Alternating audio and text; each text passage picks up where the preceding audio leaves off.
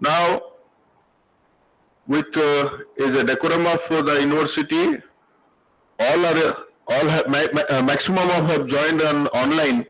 So all are requested to observe the BPUT anthem at your own position, and please, if comfortable, then on your video, and please stand up at your position. We are going to play the BPUT anthem. All are requested to please observe.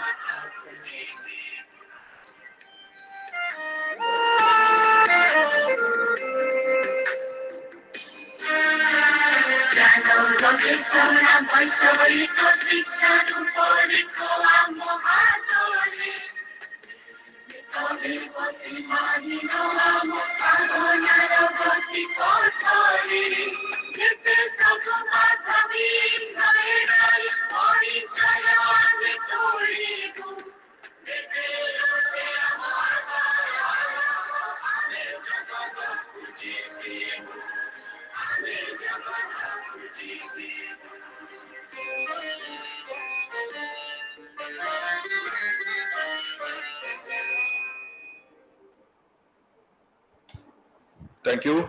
Please be seated.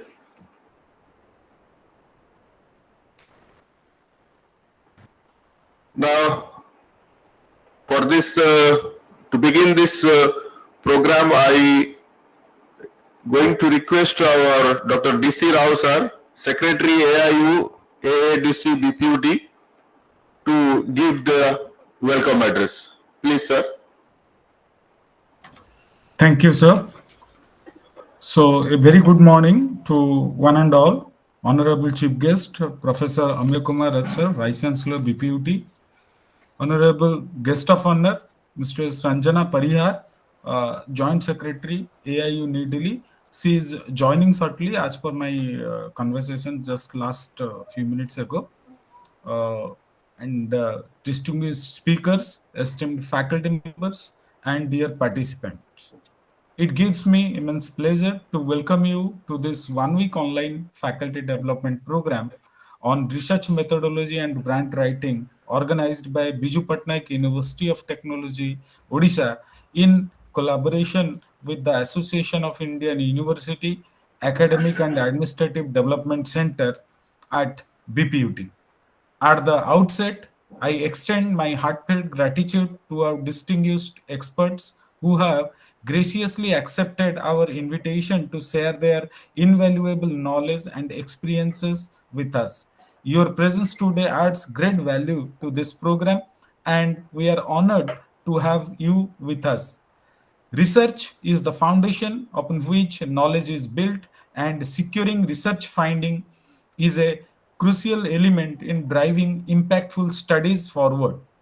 The ability to conduct rigorous research, publish quality papers, and secure grants have become indispensable for academician and research alike.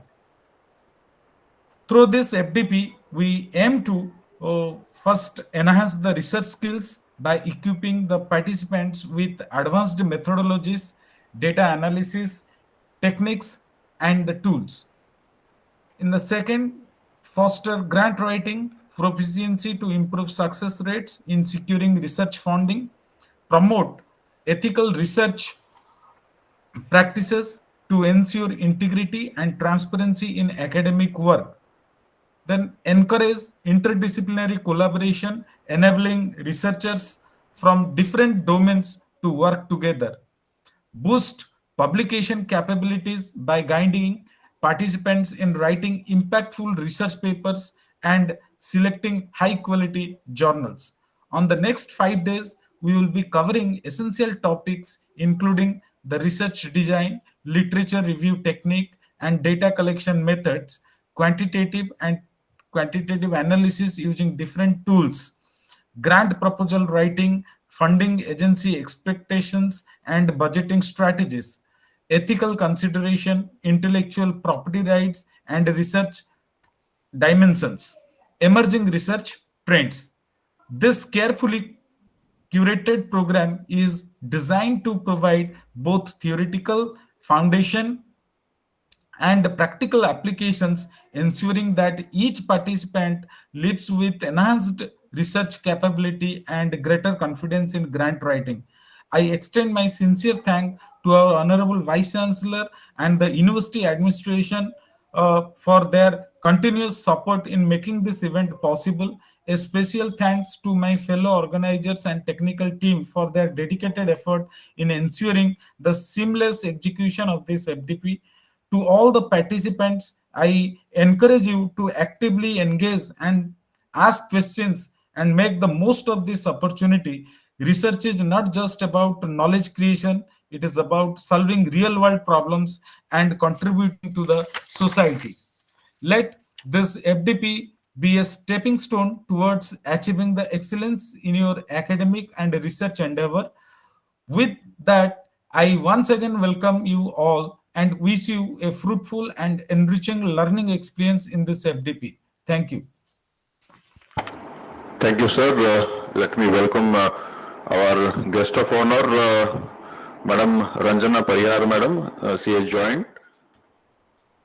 Thank you, Madam. Namaskar, So now madam. I would like to request Professor Shiv Kumar Mishra, sir, to address this meeting. Director UPGS BPUT. Please, sir. Thank you. Thank you, sir. Am I audible? Yes, very much. Please. Yeah.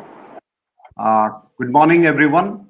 Respected Honorable Vice Chancellor, Professor Amiya Kumar Rath, representative from Association of Indian University, Ranjana Parihar, Madam, Srimati Nishi Punam Bench, our registrar, Professor Sujit Kumar Kuntia, Director Curriculum, Dr. D.C. Rao, Secretary AIU AADC BPUT, Dr. Subhendu Kumar Roth, Deputy Registrar, and all the participants of this FDP who have joined online. It's an honor to address you all today at the inaugural session of this online faculty development program on research methodology and grant writing, which is scheduled from 24th to 28th March 2025. Now, BPUT actually, this is another this AIU AADC, which is known as the Academic Administrative Development Center of which is approved by the Association of Indian Universities AIU. Actually, is another feather in BPUT's cap, because recently we have been doing, as you all know, that we have been doing so many programs under our dynamic leadership of our Vice Chancellor, and every month we are adding something to our credit. And this BPUT Academic Administrative Development Center is another such initiative, which is the brainchild of our Vice Chancellor. This is basically it has been designed to take the significant step towards enhancing academic and administrative capacities across our affiliated colleges. So in this connection, this is the first such FDP organized by AIU, AADC, BPUT Odisha. So coming to the topic, the FDP, in the current digital and knowledge-driven age, research excellence has become fundamental to academic growth and institutional reputation. So we have to take up research in a big way. As you all know, that it is not just teaching, it's actually teaching, research, institution building, consultancy through projects, and a little bit of societal work uh, makes the entire, our things in higher educational institutes. I call it tricks, TRIEICS. So this is the first step in this regard, and this FDP is designed to strengthen those very foundations by helping you explore systematic approaches to research, scholarly writing, and grant proposal development, all from the convenience of your screens. So, though we are meeting virtually, I encourage all the participants. They're all faculty members. So, all the participants are requested to interact actively. Ask questions and make the most of this opportunity to learn from distinguished experts. Remember, the skills you develop here will contribute not just to your individual growth, but also to the growth of your departments, institutions, and the research landscape of our state and country, which is the ultimate aim of our university. So I wish the program great success and looking forward to meaningful outcomes from all of you. Thank you. Thank you, sir, for enlightening the requirement of this program to BPUT faculty members. Now, I would like to request our Director Curriculum Development, Professor Sujit Kumar Khuntia, sir, to address this FDP gathering. Please, sir. Good morning, all of you. Chief guest of this program, Honorable Vice Chancellor, Professor Amir Kumar Roth, esteemed Registrar, Madam Nishi Punam Minch, Madam Ranjana Parihar, Joint Secretary AIU, Director CUPGS, Professor Dr. Shiv Kumar Mishra, our Deputy Registrar, Dr. Shubhendu Ratha, Dr. DC Rao, the convener of this particular online FDP program, and Secretary of AIU of this university, BPUT. So I feel privileged to address all the learned faculty members in this FDP on research methodology and grant writing. As faculty members of this great university, we play a pivotal role in shaping the next generation of researchers, innovators. So our passion for research will definitely inspire students, promote institutional growth, the growth, societal growth as well. So the conduct of this FDP intends to empower us to excel in our research pursuits. All of you have gone through this particular topic, research methodology, in your MTech programs. So this program on research methodology will definitely give a thorough understanding of the complicacy or intricacies of research design, methodology, grant writing. So definitely we will learn from the experts. I hope all of you will participate, will actively participate and make this program a grand success. My thanks to Dr. DC Rao, again the convener of this particular online program, which is going to be conducted in association with AIU. So thank you all of you. Thank you. Thanks a lot, sir. Now the time for address by our honorable guest of honor. Madam Ranjana Parihar is a distinguished administrative professional currently serving as the Joint Secretary at the Association of Indian Universities, abbreviated with AIU. With a long and successful tenure at AIU, Ranjana Madam has demonstrated her expertise in managing key administrative and financial portfolios, playing a crucial role in the organizations of senior management.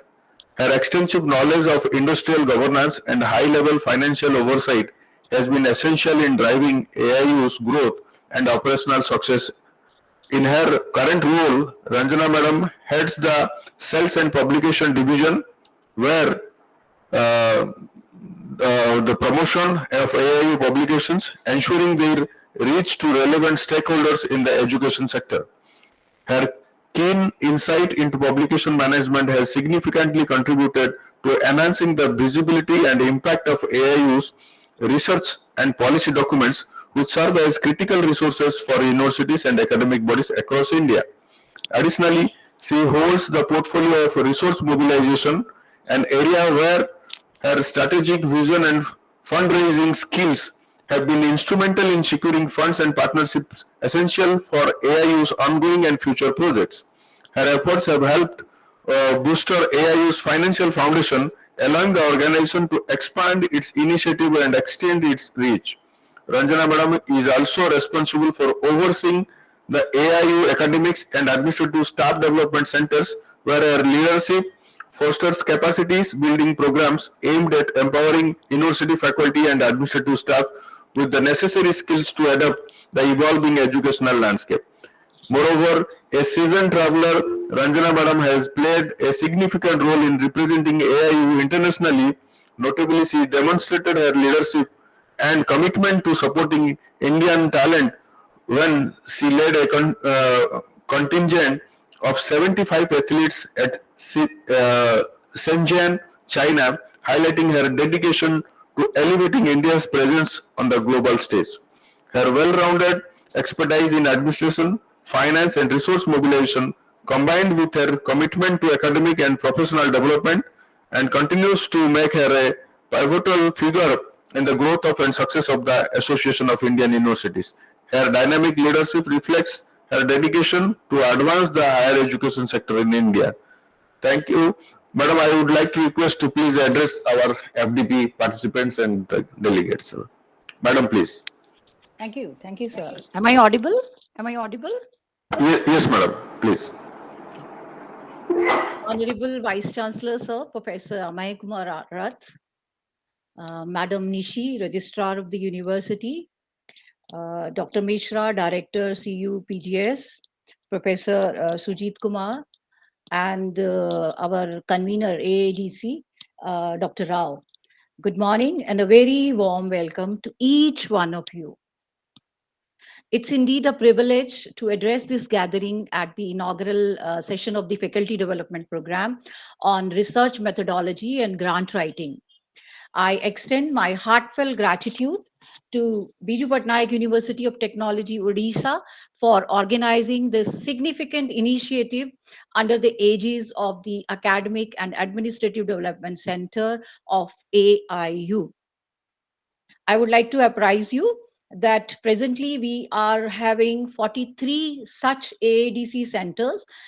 AADC, it's a pioneer initiative of AIU, which was taken in 2022. And since then, we have been establishing centers just to build the capacity building of our faculty members as well as our academicians and administrative staff.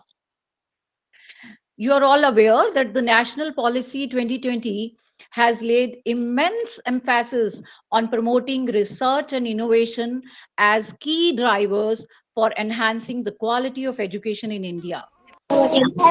As we embark on this faculty development program, it is imperative to recognize how research and effective writing align with the objectives outlined in the National Education Policy 2020. National Education Policy 2020 advocates for a multidisciplinary and holistic approach to education. It encourages higher education institutions to develop strong research ecosystems by establishing research and innovation hubs.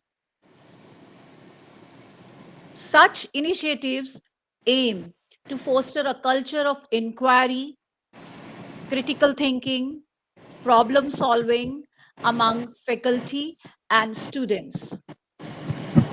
Therefore, the establishment of dedicated centers like this AADC at Biju Patnaik University of Technology, it reflects this forward-thinking vision as it empowers faculty members with the skills required to undertake impactful research and successfully secure research funding. So the topic selected by the Biju Patnaik University Odisha is absolutely in line with the national education policy. Mastering research methodology is essential as sound research practices are key to ensuring the reliability and validity of findings. Equally Excuse me, important, Mr. Ashish Satpathy sir, please mute your login credential by laptop or mobile. Please mute. Ashish Satpathy sir. uh, Madam, please continue. yeah, please, thank you. Equally important is the skill of grant writing, which enables researchers to effectively present their ideas and secure funding for their projects.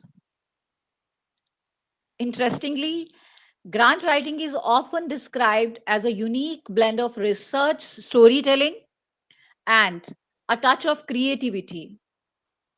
As one of my colleagues once joked, writing a grant proposal is like persuading your parents to buy you a new vehicle when you already have one. So, what do you require? You require a compelling argument, an emotional appeal, and perhaps a few promises of extra tasks to seal the deal. While the process may seem challenging, enhancing this skill is crucial for unlocking valuable resources that drive meaningful research. Therefore, strengthening these capabilities will not only enhance individual research but also contribute to the university efforts in promoting impactful innovations and societal advancement.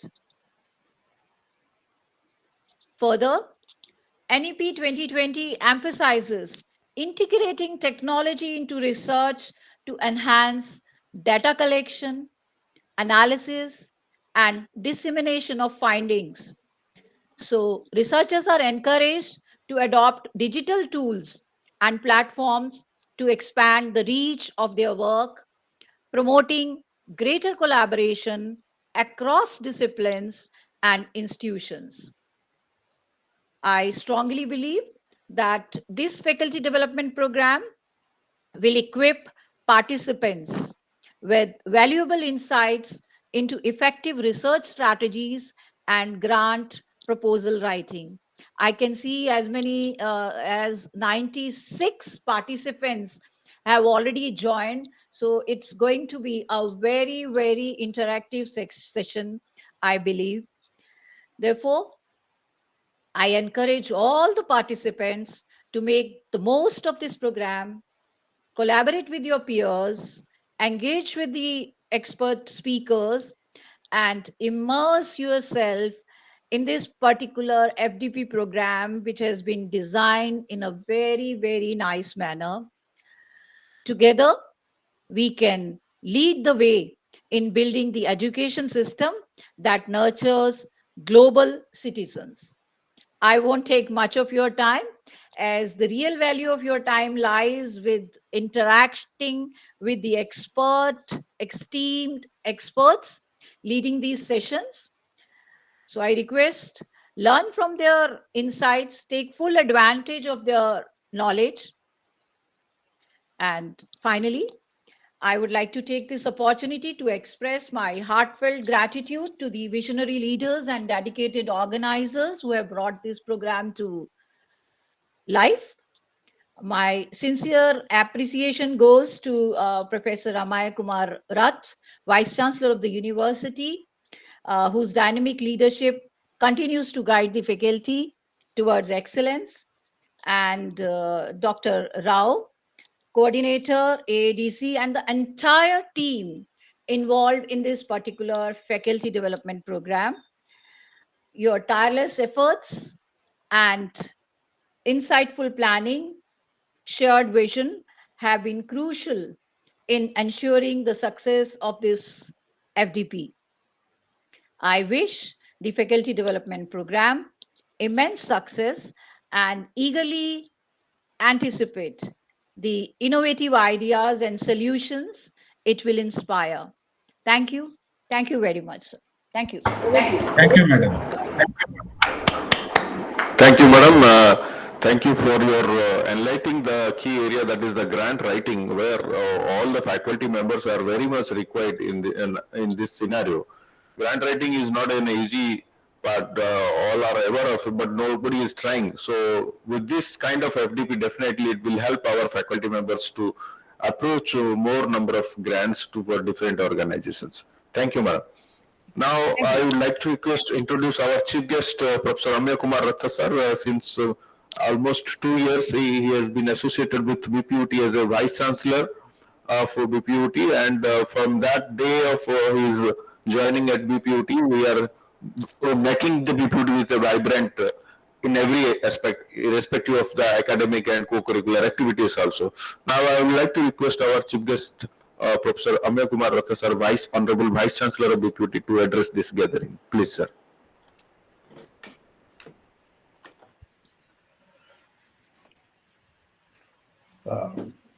Faculty members of Biju Patnaik University of Technology, the guest from Association of Indian Universities, Mrs. Ranjana Parihar, Joint Secretary AIU, the Registrar of the Universities, the Directors. Over the years, Association of Indian University is doing a great job of conducting Vice Chancellors Meet, international tour for Vice Chancellors, to look at it how the other universities in abroad, they are taking care of this education technology. I'm sure like the center, Association of Indian Universities, Academic and Administrative Department Centers, AADC, BPUT. The topic of this faculty development program is research methodology and grant writing. I'm sure the faculty members definitely will get benefit out of it. You can see that research has always been the cornerstone of human progress.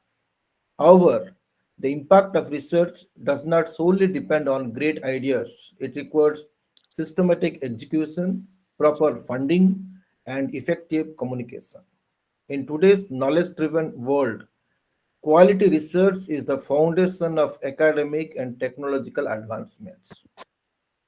As educators and researchers, we carry the responsibility of not just generating knowledge, but ensuring that it translates into real world impact. However, impactful research requires two critical elements. The first one is a strong methodological foundation to ensure reliability, validity, and originality. The second is the ability to secure funding to transform research ideas into meaningful contributions. Many of the world's most transformative scientific breakthroughs would not have been possible without structured research methodologies and strategic grant writing. Consider the Human Genome Project, a global collaboration that mapped all human genes, revolutionizing medicine and biotechnology. This was made possible not just by the brilliant researchers, but by successfully securing large scale funding from multiple institutions. Second is India's Chandrayaan and Gaganayan missions. It showcase how well-planned research and strong grant proposals can secure funding for projects that position a nation at the forefront of global innovation. We need to bridge the gap. Despite the immense potential of academic research, several challenges persist. Many researchers struggle with structuring their research methodology, leading to findings that lack robustness. Despite having innovative ideas, many proposals fail to secure funding due to inadequate grant writing skills. There is a rapid advancements in artificial intelligence, blockchain, and big data. It demands interdisciplinary approaches, yet collaboration remains a challenge. Ethical concerns such as plagiarism, data falsification, and predatory publishing continue to undermine research integrity. This faculty development program is not just about acquiring knowledge, but it is about translating that knowledge into action. I encourage every participant to engage deeply, ask questions, interact, and make the most of the expertise available. At Biju Patnaik,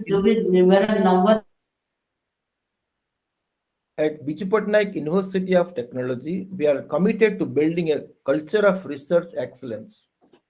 Our mission is to not only educate but to inspire, innovate, and lead in a rapidly evolving academic and technological landscape. To the faculty members and researchers present today, I urge you to think beyond conventional boundaries.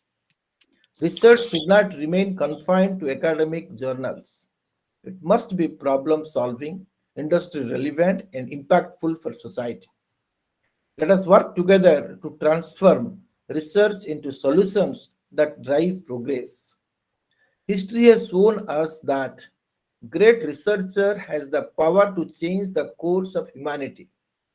Whether it was Einstein's theory of relativity, which paved the way for modern physics, or the development of the internet, which revolutionized communication and commerce.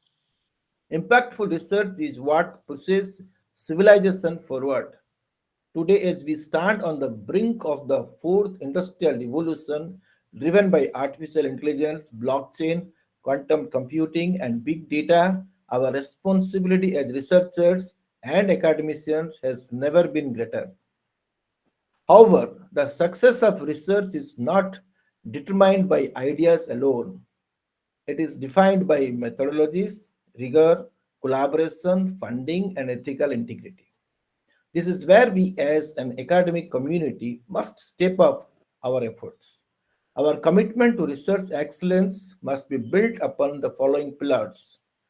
First one is fostering a research-oriented culture, strengthening methodology and data-driven research, bridging the gap between industry and academia, strengthening grant writing and research funding, promoting ethical and responsible research, expanding global collaborations and recognitions. I assure you that Biju Patnaik University of Technology is committed to fostering thriving research ecosystem. We will continue to provide resources, mentorship, possible funding opportunities, and collaborations that will enable our faculty members and researchers to compete at a national and international level. To all the participants in this faculty development program, I urge you to seize this opportunity, engage actively, learn from the experts, and translate this knowledge into tangible outcomes. Let this faculty development program be a catalyst for your research aspirations and a stepping stone towards greater academic success. I once again commend the organizing team, the distinguished speakers, and the enthusiastic participants for being part of this initiative. Let us work together to build a culture of impactful research, innovation, and academic excellence. I wish you all a productive and enriching experience in this faculty development program. Thank you. Thank you very much, sir.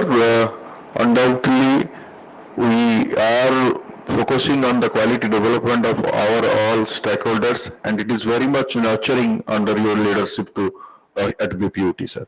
Thank you, sir.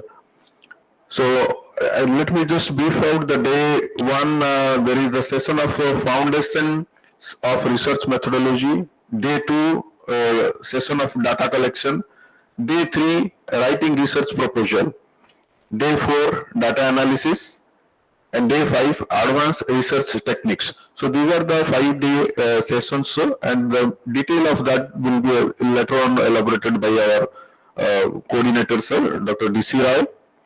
And now it's a very huge success of this FDP because the serious faculty members are participating in this, and we have seen earlier also in different programs the serious faculty members are participating, and this program also I believe all the participants should make it a successful one and grasp the basic things and nurture yourself to enhance your quality in this academic journey. Now, I would like to request our respected Registrar Madam to offer the vote of thanks of this inaugural session. Please, Madam. Namaskar, good morning to all. Professor Amay Kumar Ratha, Honorable Vice Chancellor and Chief Guest of this Faculty Development Program. Guest of Honor, Mrs. Ranjana Parihar, Joint Secretary, Association of Indian Universities, New Delhi. Madam, Professor Sujit Kumar Khuntia, Director of Curriculum. Professor Shiv Kumar Mishra, Director CPGs. Dr. D.C. Rao, Secretary AIU, AADC, BPUT. Deputy Registrar, all faculty members and participants. My sincere thanks to Professor Amay Kumar Ratha, Honorable Vice Chancellor of this university, for sharing his valuable insight and encouraging words to the participants. Sir always emphasized on quality education. Thanks a lot, sir. My heartfelt thanks to Mrs. Ranjana Parihar, Joint Secretary, Madam, for attending this program in spite of her busy schedule and taking initiative for this program and motivated our participants. Madam has emphasized on NEP 20. For this, I have sincere thanks to Madam. I thank all the members, participants, Director CPGs, Director Curriculum, Deputy Registrar, and all the faculty members for attending this program. My special thanks to Dr. D.C. Rao, Secretary AIU AADC, for organizing this program, and all the entire team for attending this program. Thanks a lot. Thank you, Madam. Let us begin with a good sense for the remaining sessions, valuable sessions of this 5 days program. So this is ending of this inaugural session. Thank you all. Thank you all participants. Thank you. Hello. Can I make? Over I to would like DC to Rao. make one. I would like Yes, to make yes, one madam. announcement. Yeah. Please, madam. Yes. I think Vice Chancellor sir is not there. Yes, madam. Sir is there. Sir is there. Okay. I can't see him. Okay. I just would like to make one announcement. We Yeah, have. please proceed. Please proceed. I'm Yes, sir. there. Sir, we have just entered into an agreement with Coal Simca, and we are organizing one FDP program on blended learning in all the AADC centers through Coal Simca and AIU's initiative. I have already completed 4 such programs in different universities. So you can also participate in that particular faculty development program. That's a very, very good program designed by the Coal Simca officials. But what I would like to see is that you people are comparatively behind the schedule. You have started your FDPs quite late. Most of the FDP centers, ADC centers, they are either completing their 4th program or the 5th program finally. So as and when you feel, whenever the time is convenient to you, do let me know. I'll organize that particular faculty development program also for BPUT. That's what I just wanted to announce, right? Thank you. Oh, Please thank you, allow madam. me, please allow me to leave. Thank you. Yeah. Thank you, madam. It's a more than 15 years association with AIU by BPUT. Definitely we will move forward jointly. Thank you, madam. Thank you. That's all from the inaugural session, and over to DC Rao sir to continue the session with the remaining program. Yes. Please. Thank you, sir. Thank you. Thank you. Thank you. Thank you, everyone, for joining. So now we can start our session of this today's session.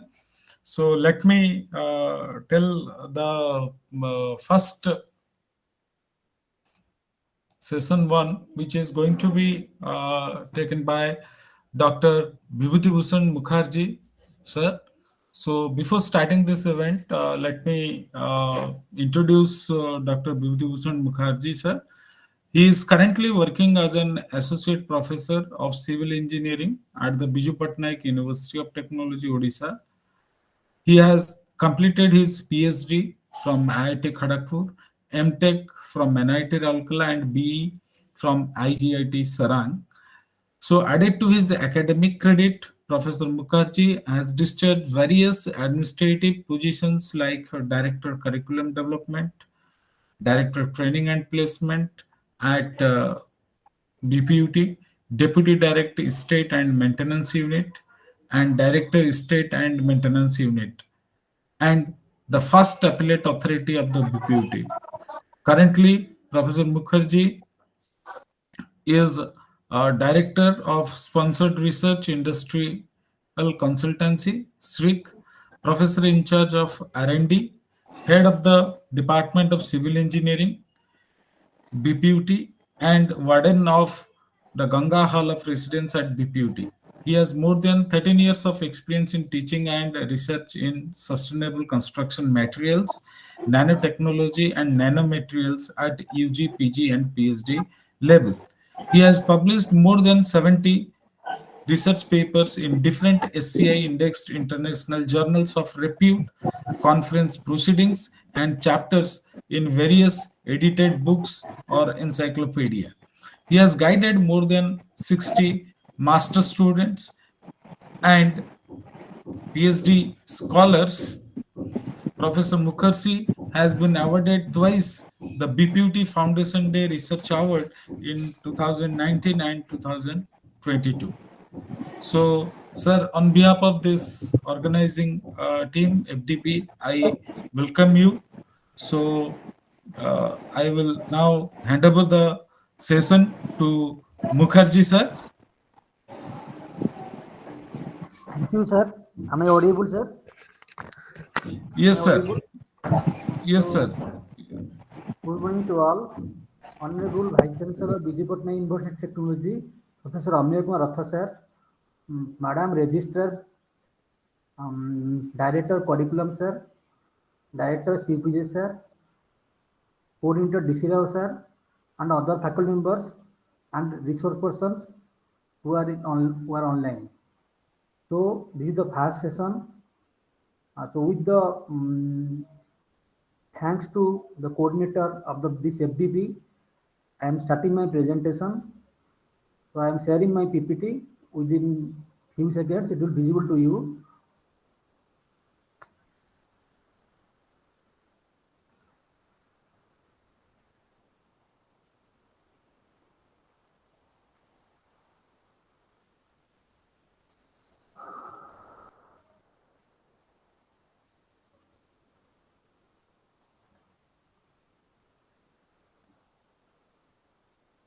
So is it visible? Yes, sir. It is visible. So this short-term course, that is one week online faculty development program on research methodology and grant writing. This is the session 1. So these are the outlines where whatever things we will discuss. In this session, we will discuss introduction to research methodology, then definition, purpose, and scope of research, characteristics of research, type of research, research process, and closing remarks of the session. And then there will be some question and answer session. So you see the assembly of pictures. Why I am showing you this?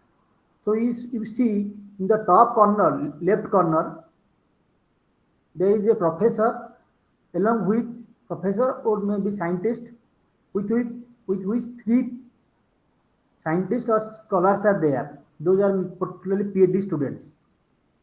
So then he is describing something or explaining something to them. Then what happens? After that, the student is coming, and in his mind or in her mind, many things are going on. When will be the work to be completed? Why this thing?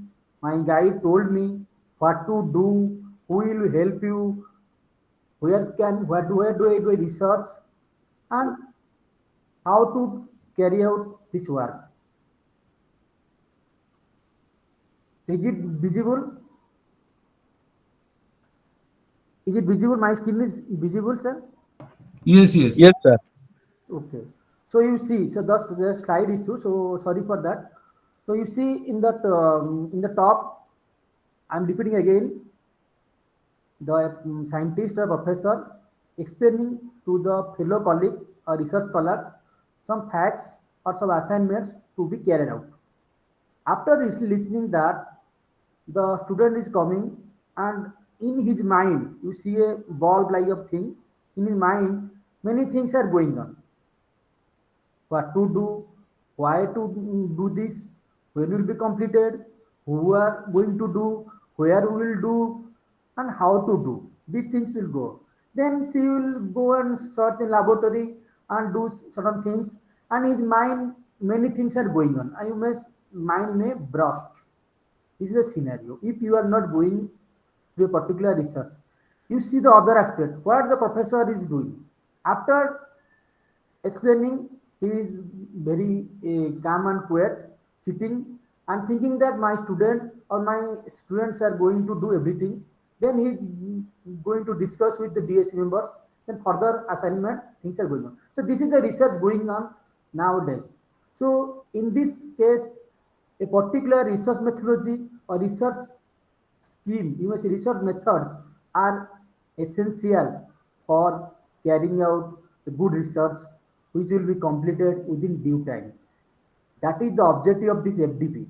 That's why our honorable vice chancellor sir and in association with our coordinator sir, we have planned this FDP for our faculty members of the university and other faculty members those are carrying out research work, also PhD. Then you see how you see yourself. You have many dreams. You see, I have to complete PhD, go for a postdoc or go to get a good job, then earn money and many things you have to do. But what your professor see in you, they see that you are a only brain for them, and you have to execute or carry out his assignments or his research ideas through you. So that's why every time, everywhere, a systematic research is essential. So these are the basics of the this autumn course, along with the writing part that sir will explain later with the things. So one thing I want to convey you that a systematic research is essential. Otherwise, your research program will not complete within the time frame, or you will have many other issues will there. So, having said this, or with this background, I am starting the lecture. That is our session one things. First, as per our short-term course design is mentioned or curricula is mentioned, we have to know what is research. So you commonly ask someone what is research, it means search for knowledge, something new.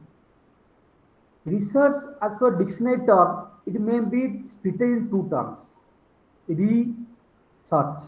Re means again and again we have to search to find out.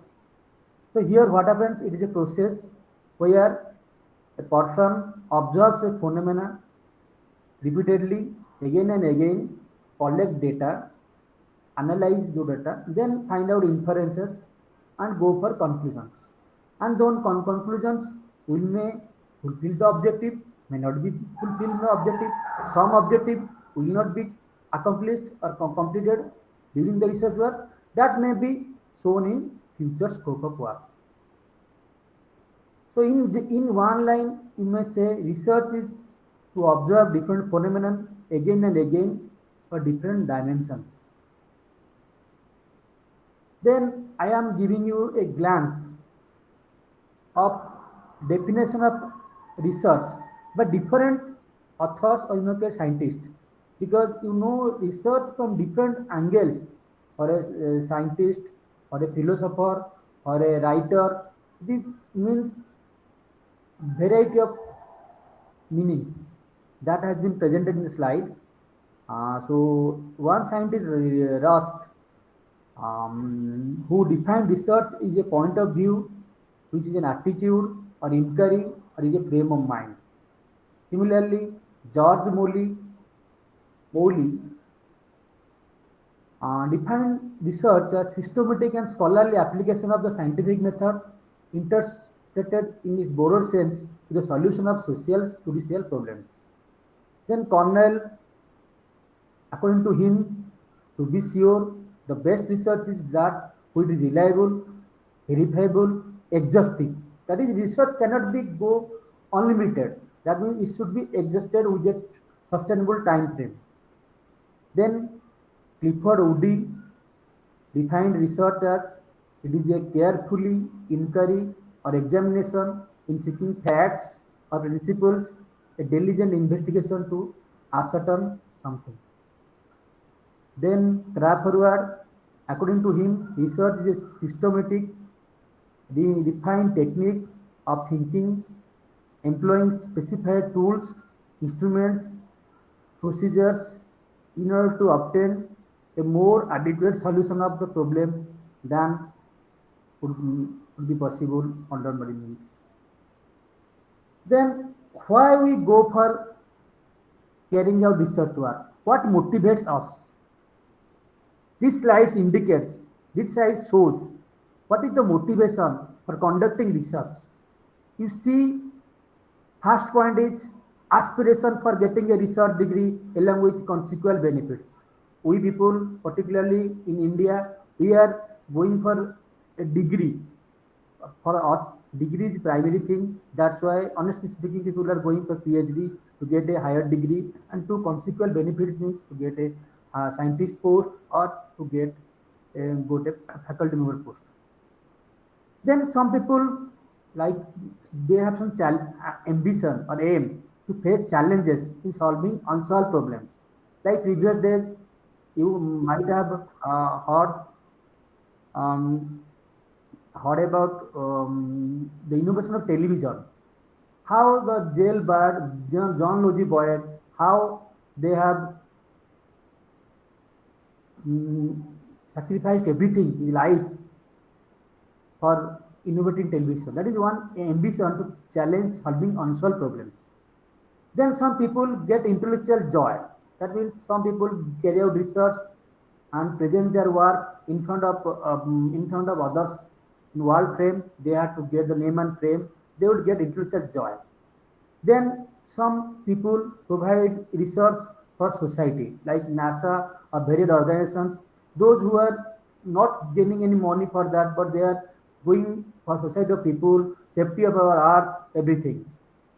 And last one, also, if you are carrying out a good degree or a good research activity, then you should have a respect in society.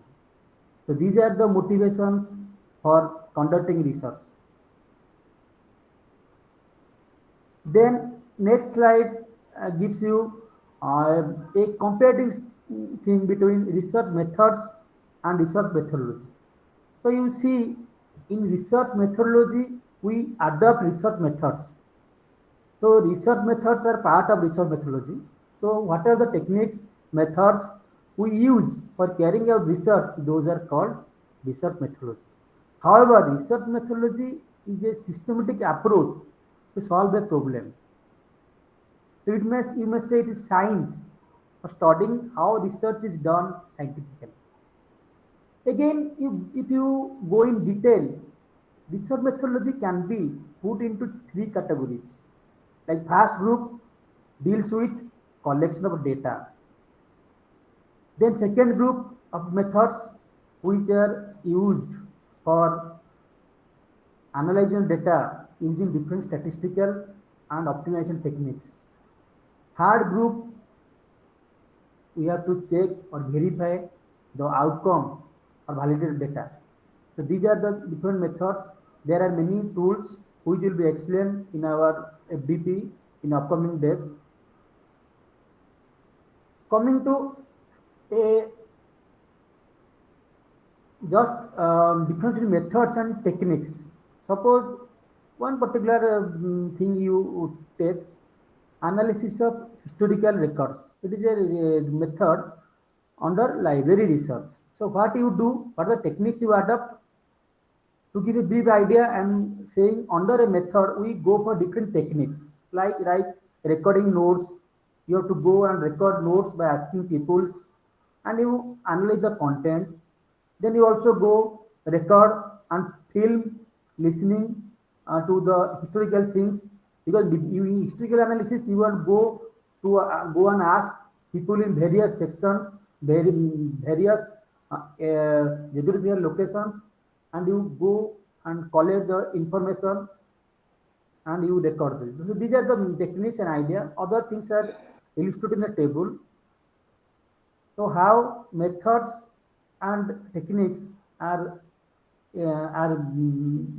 both are interrelated. It is shown in the table. Sometimes we may interchange both terms. There is no hard and fast thing that this is a method, this is a technique. Then, what are the general characteristics of research? So, as per our introduction section is going on, so just to have a glance about the different characteristics of research, you may say in research, you see it gathers new knowledge, data from primary sources. Then it also emphasizes discovery of general principles. It is also an exact, systematic, accurate investigation. It uses valid data gathering devices. It is logical, objective. And last, the most important thing is that the researchers should resist temptation to seek only the data support his hypothesis. Suppose you are assuming that all BPUT students are very good, or they are very good students. That means you will only focus on good students and you collect data from the good students. No. So this is one type of bias. So that personal temptation you have to avoid in carrying out research. Then similarly, other things are researcher eliminates personal feelings and preferences. Suppose I do have affinity to this institute, CUPGS, I may go and I may collect the data. That is personal feeling. Suppose I am preferring only to my branch civil engineering, that is also preferences. That should not be there. It endeavors to organize data in quantitative terms. Always, all the things in research should be presented in quantitative terms. That will be better for future validation. Research is patient and honorary activity. While doing research, we should not think that it will complete within a particular time frame. That means within our expectation, because there will be hurdles. In carrying out research, you might have some monetary problem, you might have some manpower problem, you might have some equipment problem that will come, that will be hurdles in your research activity. So you have to be patient in carrying out research. So always research is told, research is patient and on a hurried activity. Some scientists, some professor, I have forgotten his name to tell. So he has told the thing in a comic manner that your life sorrow or your sorrow of your life or your bad days are coming in after two times, after two things. Sorry, one is when you join PhD. Second one is when you retire for your job. That is your bad days will come. Bad days means your on painful jobs are there. But that is a common type of thing. Many people are enjoying research and they are continuing within the due time frame. Then next, the researcher is willing to follow his procedure to conclusions that may be unpopular and bring social disapproval. Suppose I want to please the society, or I want to show the things which are always accepted by people, that should not be there. Our so our objective is that to please, not to please. What are the fact we have to say? Suppose in a society, suppose a particular disease rising. Suppose number of person affected by AIDS is rising. We have to demonstrate that. We have to publish that. We should not hide because our society or our area will be blamed. No, we have always show the facts which are always true, not in pleasing some people.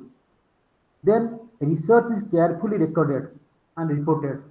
Always the research work should be stored in many places, in library, or the places in nowadays we are keeping in e-libraries or spaces or in web. Then conclusions and generalizations arrived carefully. Suppose whenever you are conducting experiment and you are getting absurd result, you may not say, you may not avoid that. You have to think that this result, whether it is matching out the literature or how much deviation, that you think, and then conclusions will be presented.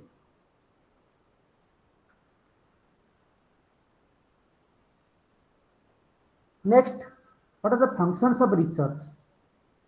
So this slide talks about different functions to improve the research procedures through thorough knowledge, to aid to making a decision concerning the refinement and extension knowledge in a particular area. That means here we extend a particular work. Suppose nowadays people are going for extension of making new injections or new type of things for diabetics. People are the scientists or researchers are trying to reduce the consumption of pills or the pills, and they are going for one-time solution. So these are the extension of the existing research work. Similarly, whenever we do some research, we have some outcomes that will be written in terms of books, because after a lot of articles we published, those are be summarized and a book will be written. That will be helpful for our classroom teacher, and those will be transferred to our student, to new generation. For instance, in 90s, we had conducted a lot of research on fly ash. The outcome has been reported. Nowadays, we are using fly ash in making bricks, roads, and we are avoiding the negative impacts of the fly ash. Still, we have to reduce its adverse effects. But thing is that is the outcome of the 90s research, that the research had conducted in 90s. Similarly, now are using different waste material as tools, materials in making different structures, and those are published in articles. And when the research will gain momentum and will have sustainable materials, those will be applied in the construction industry. Many things have been already applied, and a lot of things have to be done. Then, to aid social and judicial administration to improve social research systems. So what happens? Our administrators also require some feedbacks from our research community. What to do? Suppose in a economic crisis scenario, they will ask the people who are doing research in finance, and they will give opinion, and those will be taken by the, or those will be considered by the government of different countries, and those will be helpful for making planning for those crises. Next, significance of research in various aspects. You can see advancing knowledge, innovation and development, problem solving, evidence-based decision making. These are the advances we get from carrying out research or conducting research. Then social economic impact, obviously if you have proper research in different areas in social things such as mental health of people, if you have, then we can guide them. The research, the society may be maybe more joyful and free from violence, and we will have a good atmosphere in the country. Then to personal and professional growth, it is obvious somebody will do the research work, his mind and body will be motivated.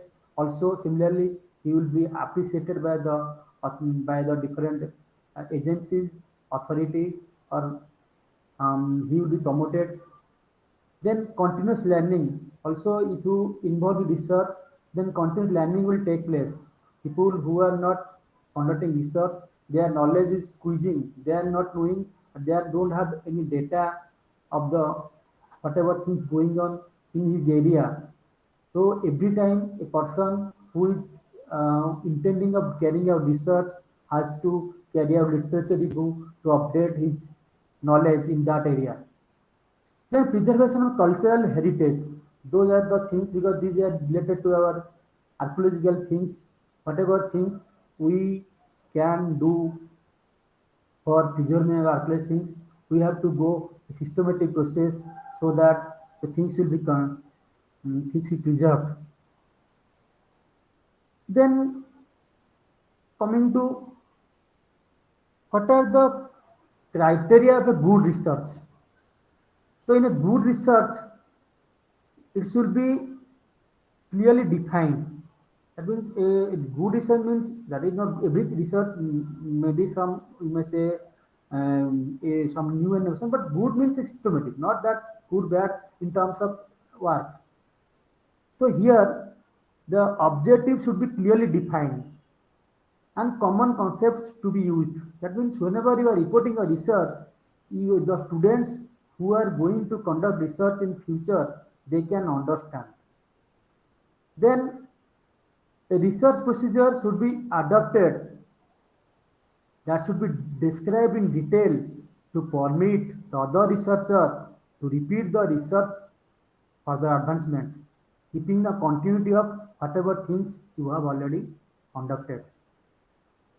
Then the procedure design, sometimes you have to give some flow chart or logic, or you may describe the detailed method that to provide a yield result which are fulfilling objective.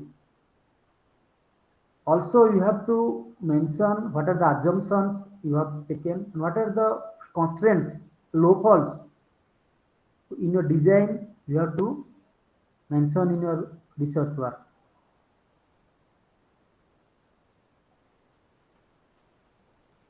Then your research thing should be analyzed such a manner that the significance of the methods and along with the validity, reliability of data, check carefully. That means some fellow researcher will try to validate your data.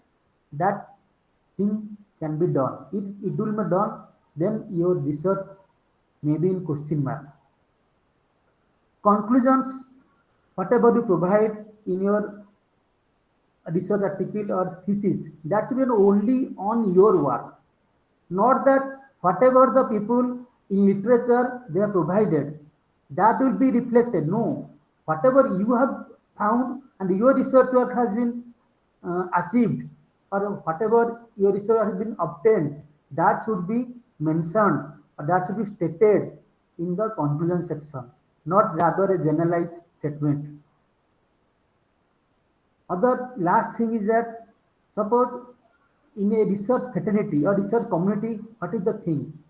When a new researcher, you may say a student is publishing paper, he is writing his supervisor name because the supervisor is an experienced researcher or already a renowned researcher. With his name, he is trying to enter in the research field. Then, after publishing some things, some articles, the new people again made will be a experienced researcher. That means the research community has a greater confidence in researcher having more experience. That's why reputation and person of integrity plays an important role in good research. And in general, if you summarize, a good research is systematic. That means step to step work to be done. There will be particular flow chart where work will be executed and step by step process how the work will be completed within the time frame.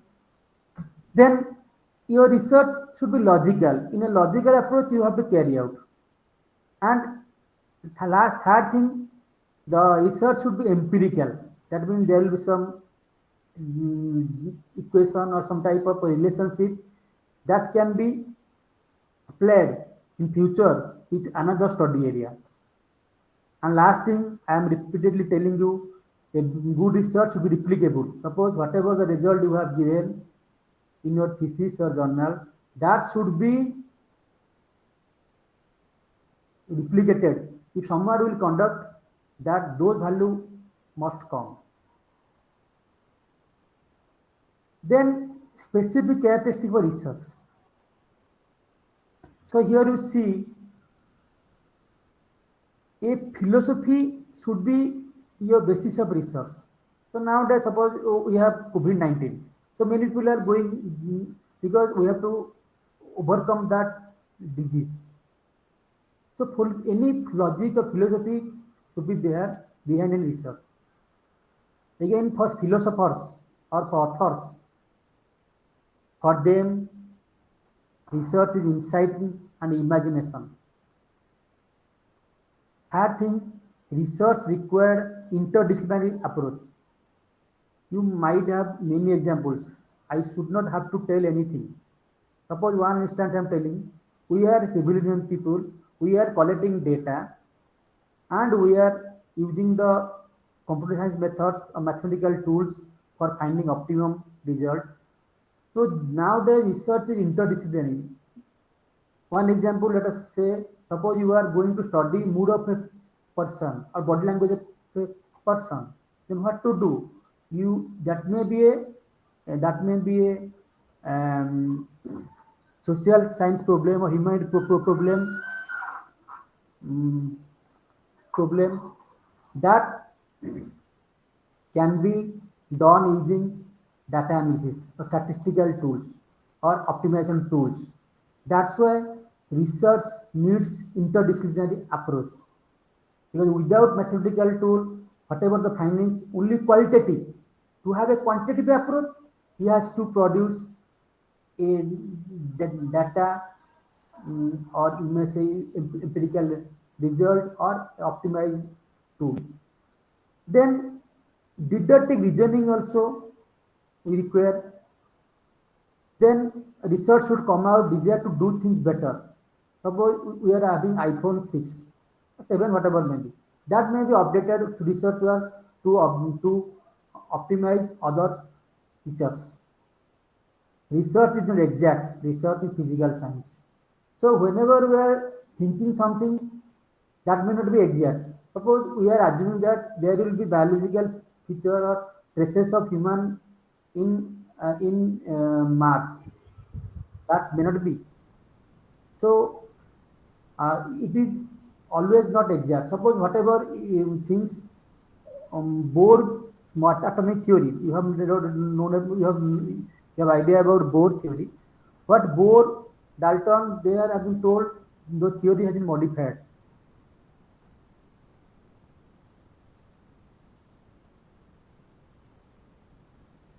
And research is not confined to specialist only. Research can be done by every that maybe you may be it may be a radio mechanic, it may be a cycle repair, because they have to carry out or conduct innovation in his work. Suppose he will do something and create a new thing, that will be a research, new finding. Always we go for a research where inexpensive material used. Suppose we are going for testing satellite, physical testing. Before that, we conduct numerous models, thousand number of tests, models through computer. Then we go for physical testing, because in a physical testing we know huge amount of money will be invested. If it will fail, then will be huge amount of revenue loss. To mitigate that, there will be computer accuracy. For that, we have to go for number of number of mathematical tests. So that's why we always conduct this research in a inexpensive way. Then social phenomena, these are related to social studies. Then research is perhaps incapable of being dealt with empirical method. Research is based on dependence on causes and effects.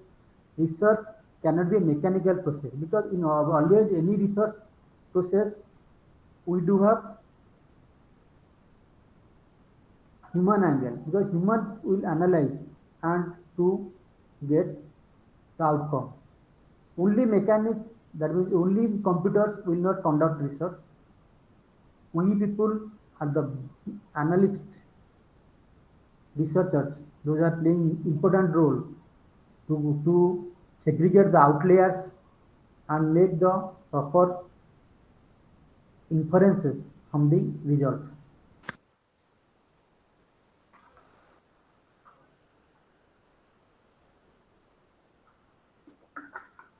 Next, the objective of new research, already I have presented before you. Just in briefly you can say, to achieve new insights to a particular phenomena, to portray accurately characteristics of a particular or individual or group, to determine the frequency with which something occurs which is associated to something else, to test a hypothesis of a causal relationship between variables. Then there may be theoretical objective, there may be factual objective, there may be application objective. Then research approaches. So you see, research approaches, that may be quantitative approach, qualitative approach. So in quantitative approach, what we do, 1 minute. So you see, in quantitative approach, 1 minute. You see, we always go for rigorous quantitative analysis in form of formal or tangible fashion. The approach again further divided into inferential, experimental and simulation approach. So in inferential approach, we have to analyze a database from which to infer the characteristics and relationships of the populations.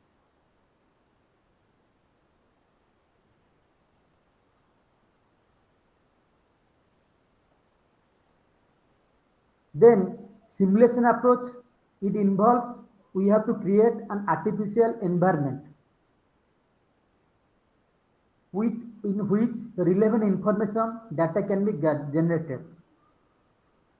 Then quantitative approach, another, that means apart from that means 3 quantitative approach, there will be qualitative approach. Here we will study the body language, you may say opinions, attitude, behavior, and researchers' insight, thoughts, impression also matters in qualitative approach.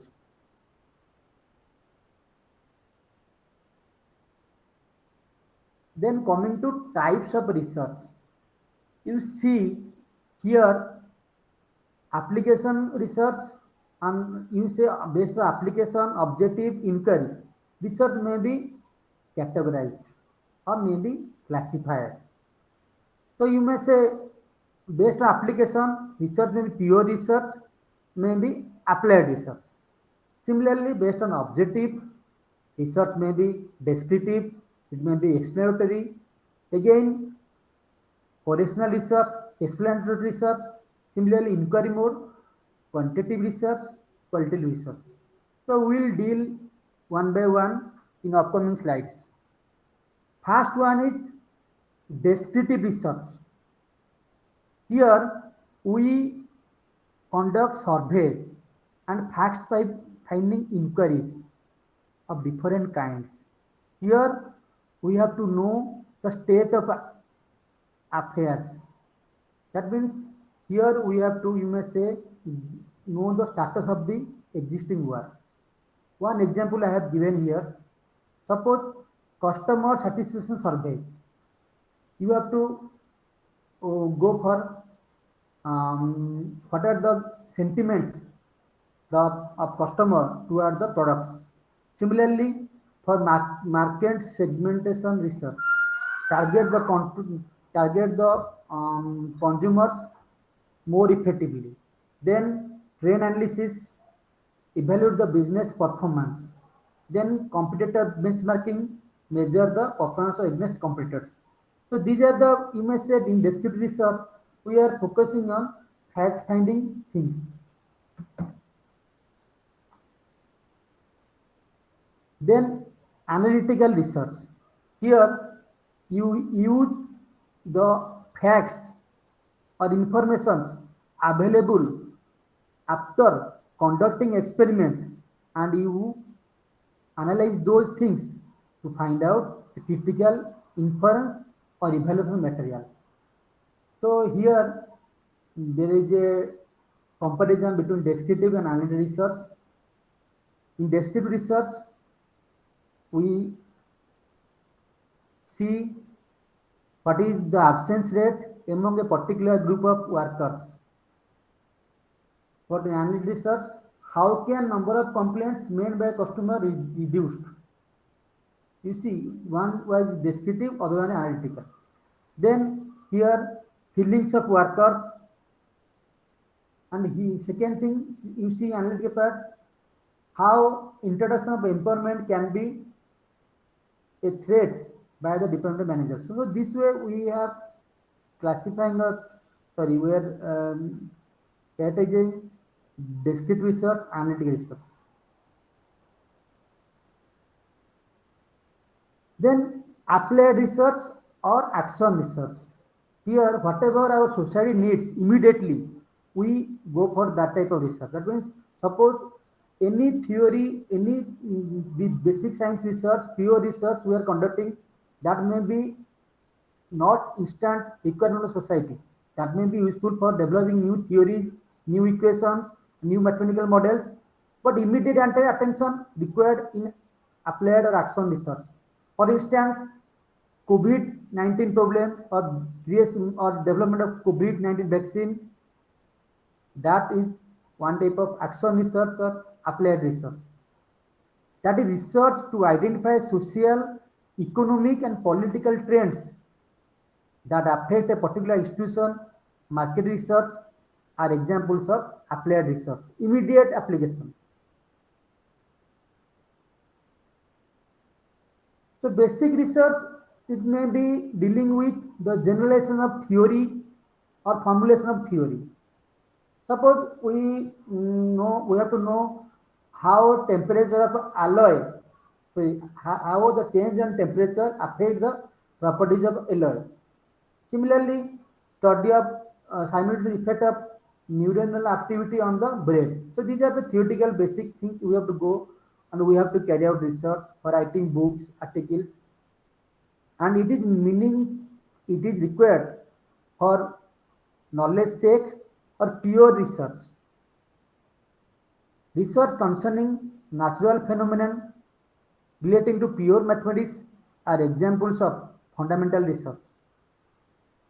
Research studies, particularly human behavior, also examples of fundamental research.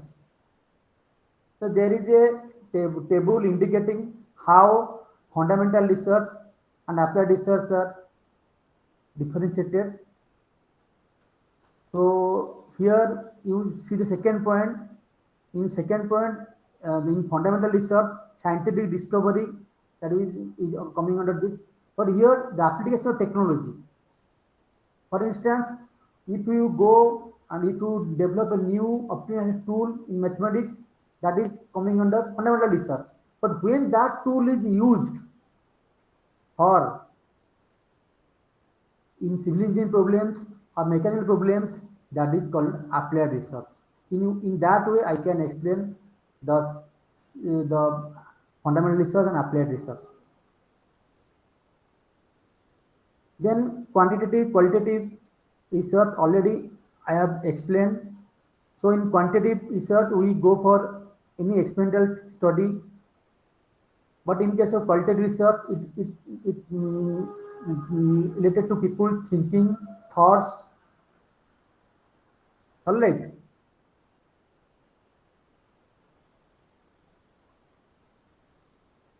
The table indicates how qualitative research and quantitative research can be distinguished.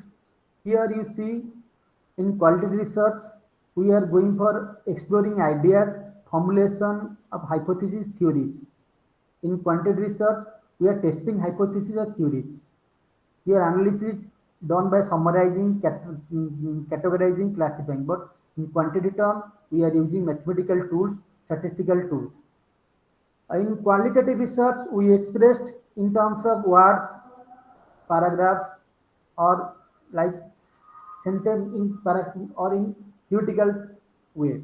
But here, quantitative research, we express in terms of tabular forms, graphs. So in qualitative research, we go for few respondents. In quantitative research, we may have many respondents. So these are other points are there. I will share the PowerPoint with the participants, and they can go through in detail. Then conceptual research and empirical research, because we are dealing with different types of research. In conceptual research, we only go for finding basic abstract idea or theory. Here you see, normally this type of research are conducted by philosophers, thinkers, and they are imagining things and writing, and how people will behave, how the body language people will affect the performance. Those are coming on conceptual research. For empirical research, suppose we take data for a particular area, we take the 10 years rainfall data and we predict a model, and we can say that for particular state, Odisha, or particular district like Sundargarh, we may have this type of rainfall in upcoming years. That is coming empirical research. But one thing is that empirical research confined to particular area or particular to study area, because we collect data and that may not fit other country.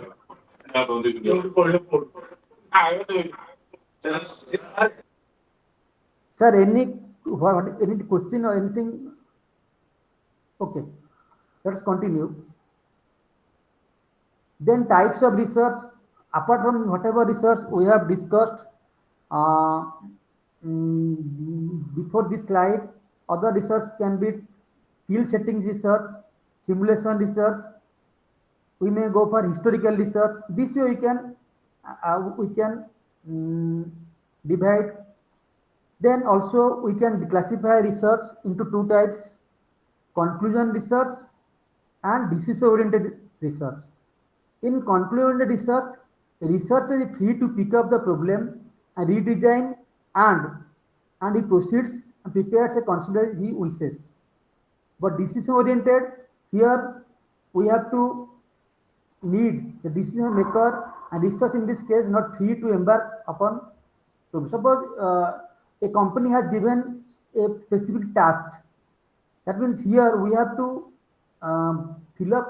we have to complete his assignment, not that our study and we can carry out that. So again, if you summarize the classification, then based on the level of research, level of basic research or applied level, then fundamental, action research, then longitudinal, cross-sectional, then basis of precision of research, experimental, non-experimental, nature of finding, explanatory, descriptive. So here exploratory research means here we go for literature review, literature review, experience survey. These are coming under exploratory research. So literature survey, we collect the literature in different areas and we critically examine and we compare and we find out the observations and we also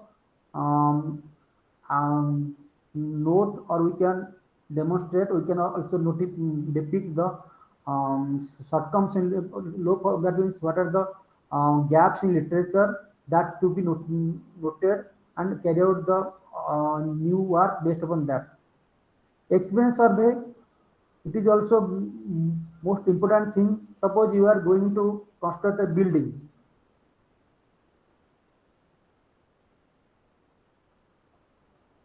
Here you see, we have to go and ask an experienced engineer or experienced person how to plan it. Similarly, bidding tenders. Suppose you have to apply for a particular work and you have to participate in tendering process. You have to go and talk to those who have already participated, that what is the price to be quoted, what are the technical specifications we put, then whether these things are available or not, similarly product pricing. So these are coming under experience survey. Then inside simulating examples, because suppose you are using the just timing concept, what is the outcome that is coming under exploratory research. Then conclusive research. So normally testing of hypothesis research problem draws definite conclusions. It may be descriptive, it may be experimental. So descriptive research always find out the characteristic of particular respondents. For example, degree of use of television. This is coming under descriptive research. But experimental research, suppose you want to go for analyze the data using ANOVA, or you can conduct any experiment, physics experiment, and use statistical method you can adapt. Those are coming under experimental research. So rating of taste of a soft drink by respondents on scale 1 to 10. Those are coming under experimental. Modeling research, already this is similar to our simulation research. Here we go for symbolic model, we go for mathematical model or simulation model. For example, symbolic model, we can use regression equation. Mathematical model basically most deal with operational models. Then there are two things we have to understand: what is cross-sectional research, what is longitudinal research. In cross-sectional research, we collect data from different sources at a particular time, same time. Suppose you are collecting the population data on a particular day, rainfall data for a particular day of different districts.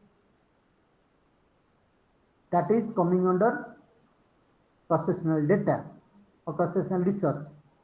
For longitudinal means you have to collect the data of the same area. Source is same, but different days, different time frame. So this way cross-sectional and longitudinal research has been classified or categorized. Then exploratory and descriptive research. Here you see normally these are the different parameters where we can classify exploratory research and descriptive research. So here the main thing is that the exploratory research is not structured. Here descriptive is structured, and sampling process in exploratory research is non-propagated sampling. We will talk in sampling, what type of sampling we have to do, and what are the steps in research process in upcoming slides. Then findings, conclusion, tentative, here conclusive. So these are the points I will share with you, so you can go in detail. Then exploratory and explanatory research.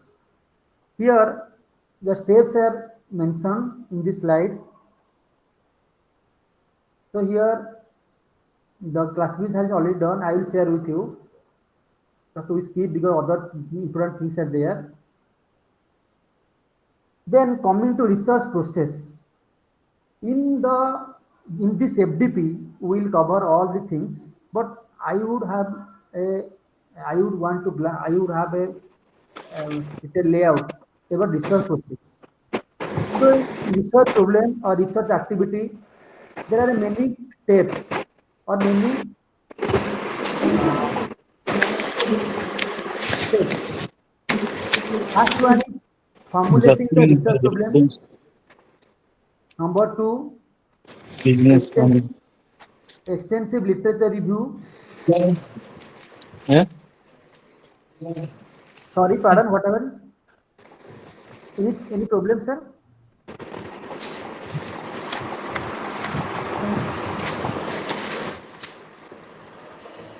Am I audible? Any problem? Okay, let us continue. Yes, sir, audible. Okay, so you see in research process, we are having many steps. Or see, first one, we have to formulate a research problem. That is most important thing.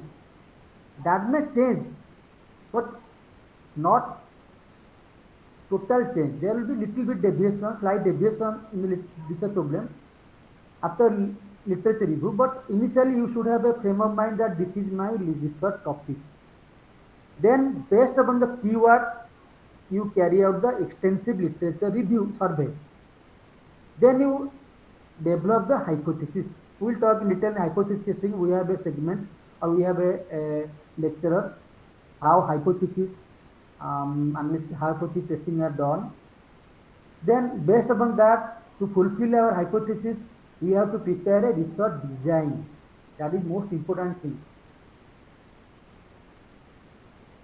Then based upon the research design, we have to go for sample design. Then collection of data as per our sample design, analyze the data, use hypothesis testing, then generalization and interpretation and formal writing of process, and submit the report, paper, thesis, whatever your requirement. These are the steps of research process. So you see, first step is formulating the research problem. This is the most important thing in research. Many failure or many time taking or many elapsed research activities are because of selection of the proper problem, important problem. Suppose if you select a problem which is already done by researchers, already many articles are there and there is no novelty in that, then if you select that and conduct research, then your publications may not be accepted or your research will not be recognized. That's why you select a proper research topic. How to do it? You can talk with your colleagues. That means please sir, mute your mic, sir. Please mute your mic. Sir, please mute your mic.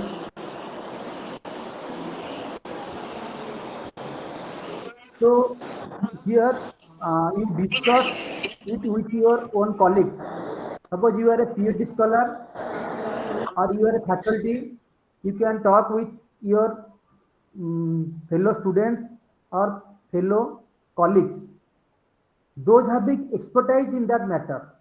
You are having same area with persons of similar area, you can go and talk to them and discuss with them.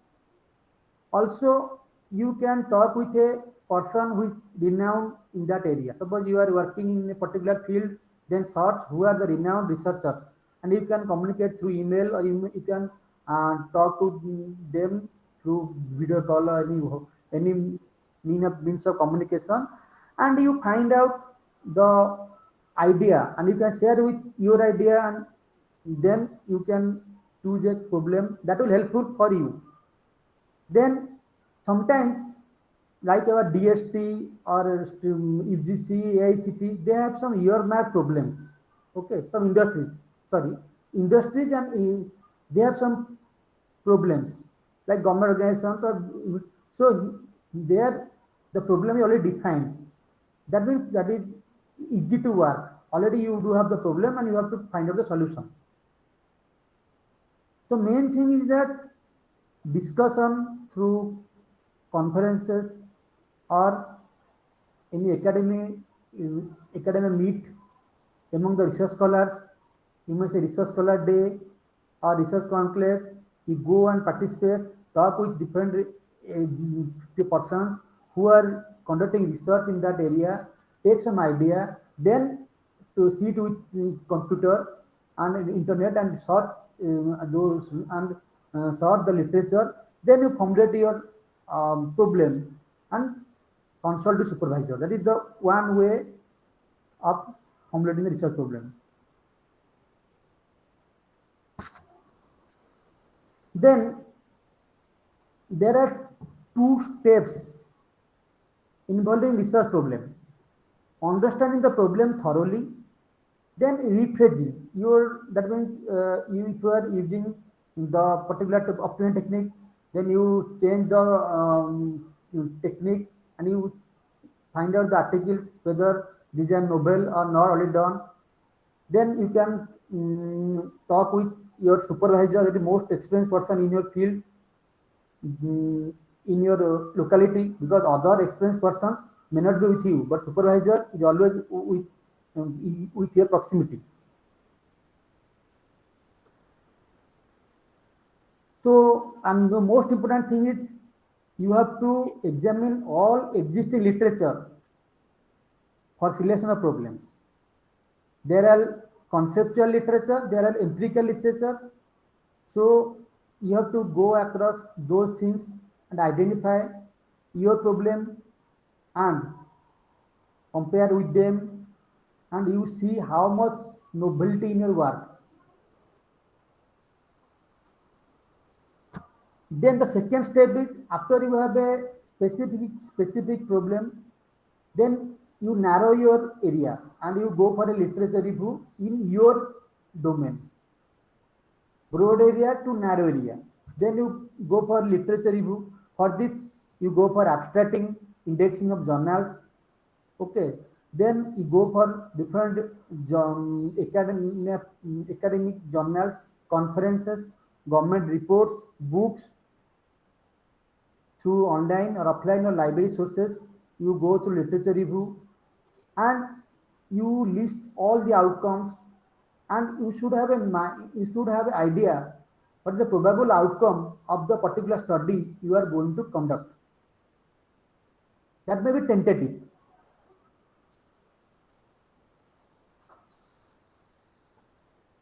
Then working hypothesis. Already I have told you there will be a detailed deliberation regarding hypothesis. But working hypothesis means we should have a tentative assumption. We assume that suppose this vaccine will influence the child mental health. Suppose we are giving one vaccine and we are having assumption.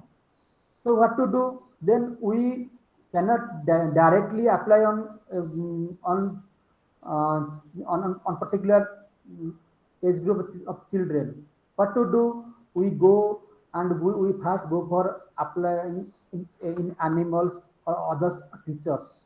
If you find there will be some effect, then that is our tentative assumption. All right. Then how to go for a hypothesis, working hypothesis? Suppose I assume that the change of temperature affects the characteristics of a particular tissue or biological cell. Then how to, you have to hypothesis, but how will you know that? I can talk with the different doctors, different experts in those areas.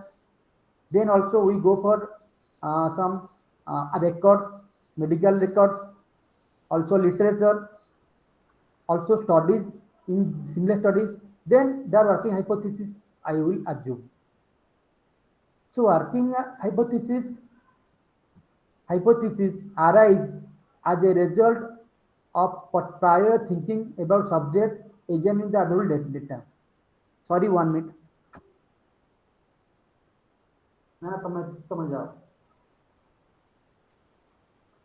Sorry. So these are the things we have to conduct for determining or for determining the working hypothesis. That means we have to examine the available data, council of experts, and we can take the view of council of experts, interested parties, and all the relevant study data available in different sources. Then the next step is we have to go for research design. There are many ways of designing research design. So that will be also taken care in our FDP. So we know we do have different formal design like factorial design, Latin square design. So similarly, we need a design which is based upon minimal expenditure of effort and time and money. And with minimum experiment, we do have maximum information, because every experiment, it may be a data analysis, data collection, or it may be laboratory experiment. We require manpower, time, money. So these are the constraints with us. So we have to go for a factorial design or fractional factorial design, responsible design, Taguchi method. These are different designs available. Based upon that, we carry out our research work. That's why research design plays also another important role in research process. The preparation of a research design involves what are the means of obtaining information. You should know, second thing, you should know the ability of the skills of the research staffs. What are the research, your skill, also your staff engaged, the time frame of research, and cost factor. These are the parameters which are to be considered for preparing a research design. Then sampling design. Once you have the sample research design, we have go for sampling. Through sampling process, we have to go for data collection. So you know, whatever the items in the field of study, suppose we are going for analyzing the marks of the students of BPUT. All students of BPUT will be a universe.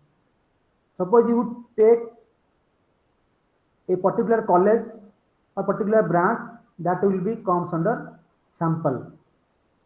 So if you take the data of all items in the population, that is known as census inquiry. Similarly, if items population, some items you choose, that is already I have told you, sample, and you find the data which is indicative of the population. All right.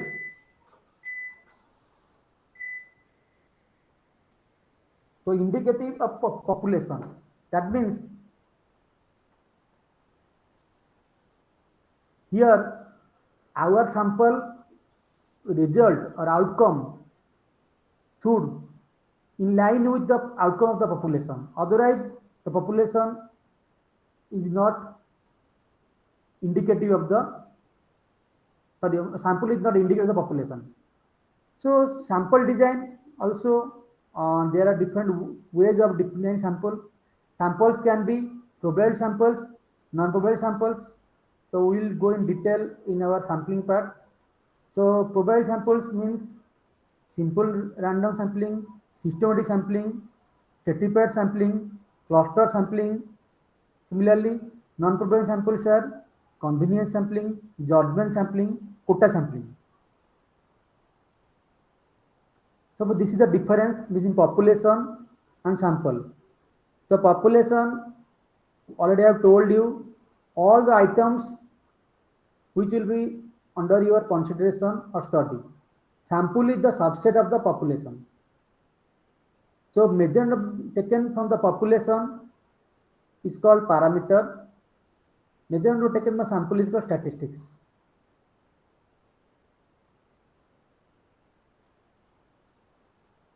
Then types of sampling. So first type is known as deliberate sampling. Here, deliberate sampling means here we are going for purposive sampling. That means as per our convenience or as per deliberately we are choosing some samples or items from the total universe or population. So deliberate sampling sometimes called convenience sampling. Again, under that there is a judgment sampling. Suppose we think that this blue will give good product, then among all the population, these items we choose, that is my judgment sample.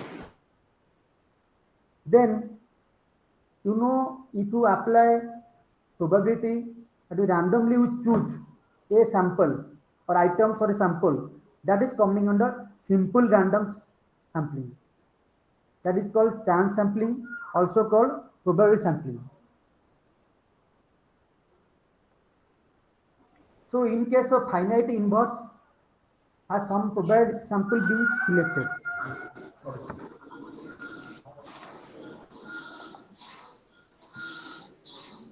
You see the picture in the slide. Here you see we deliberately selecting these three among the all. That is deliberately purposely sampling. Then judgment sampling, you see, suppose these are many people are there. We are selecting a boy, a girl, a man and women. This is judgmental sampling. We know that if you take four elements of the total population, our objective may be fulfilled. That's why this is called judgmental sampling. You see random sampling. Here, randomly we are picking the elements. Random sampling. ଆପଣ କେମିତି ଶବ୍ଦ ହଉଛି?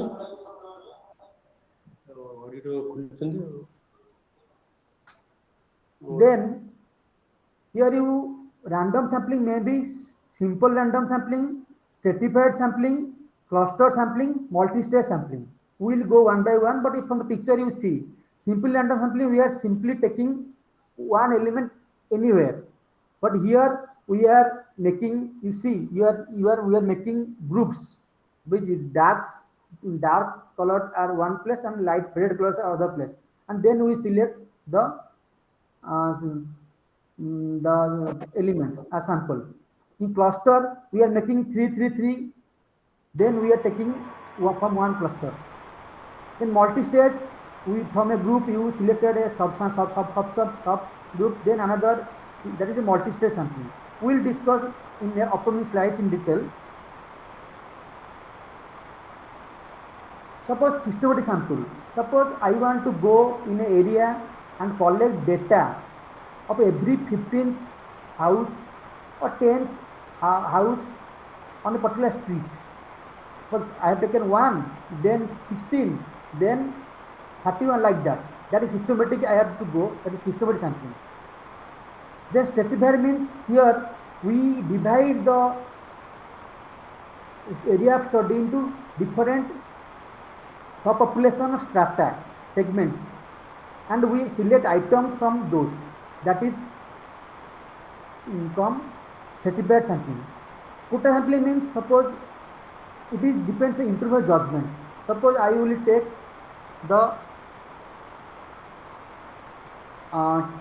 the name of only 50 years 50 person who those are which are more than 50 years. Those are coming judgment samples. So this slide is, talks about or shows or depicts about how systematic random sampling done. You see, I have taken 1, then 4, then 4, 8, 12. So this is the 4th participant in the selected. This systematically we go. Here you see we have first made entire population, we have made 3 groups. Then from the stratum we randomly choose data. That is stratified sampling. Here you see what is the, here is the quota sampling. Just somehow this slide has been altered because of the formatting error. Anyway, so quota sampling is just, I am just adjusting.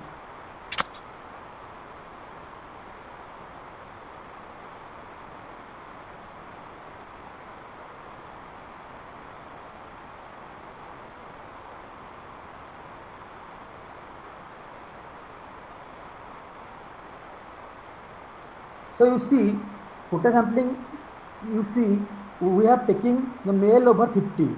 That is, it is our judgment. So we may fix a quota. All right. So what are the advantages and disadvantages?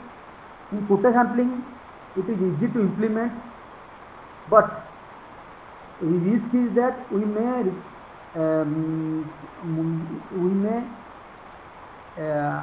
not consider which is essential element of our study. That is the major risk, chance of avoiding or not taking. Then it is cost effective process, but there is bias. Here in quota sampling we may go for all key subgroups, but there is also time taken process, because we have to choose that it is 40, we have to again study the data. This is effective for small population, but it is challengeful for when population is large. So these are the merits and demerits of quota sampling. Then cluster sampling. Here we divide the area into geographical clusters. Suppose we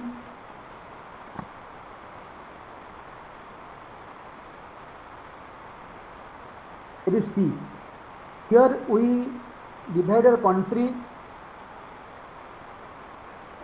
into different clusters. So for first step, you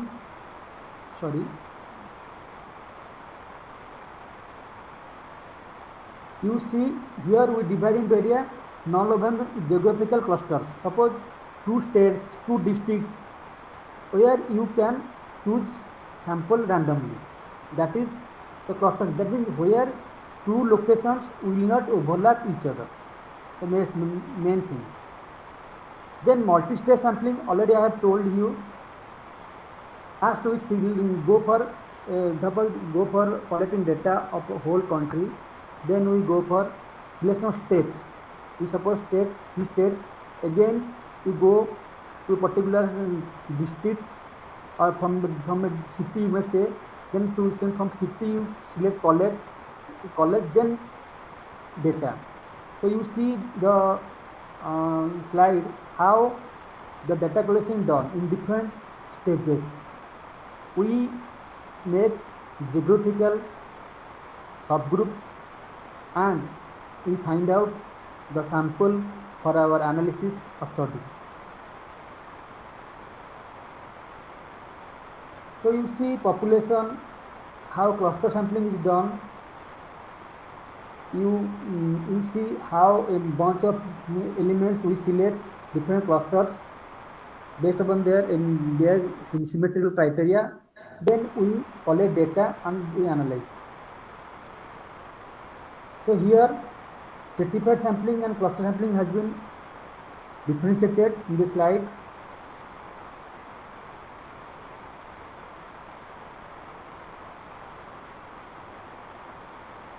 So here you see, here the main difference is that we divide in stratified sampling population to homogeneous segments and then we take sampling randomly. But in cluster means here we go for a cluster where all characteristics might be same. Naturally occurring groups, you may say cluster. So here, in both cases, we take random sampling. So here, homogeneity within the group is stratified sampling. Here, between the groups. Heterogeneity between the groups, within the group. So these are the detailed description or the differentiation between two methods. I will save the slide. You can go in detail.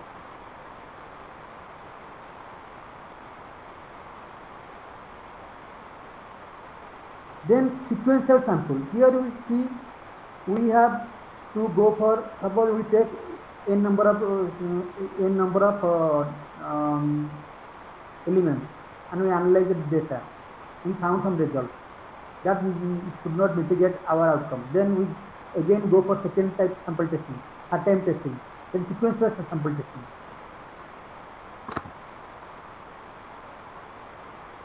Then after the sample collection, we have to go for, that means we have to think about how to collect data.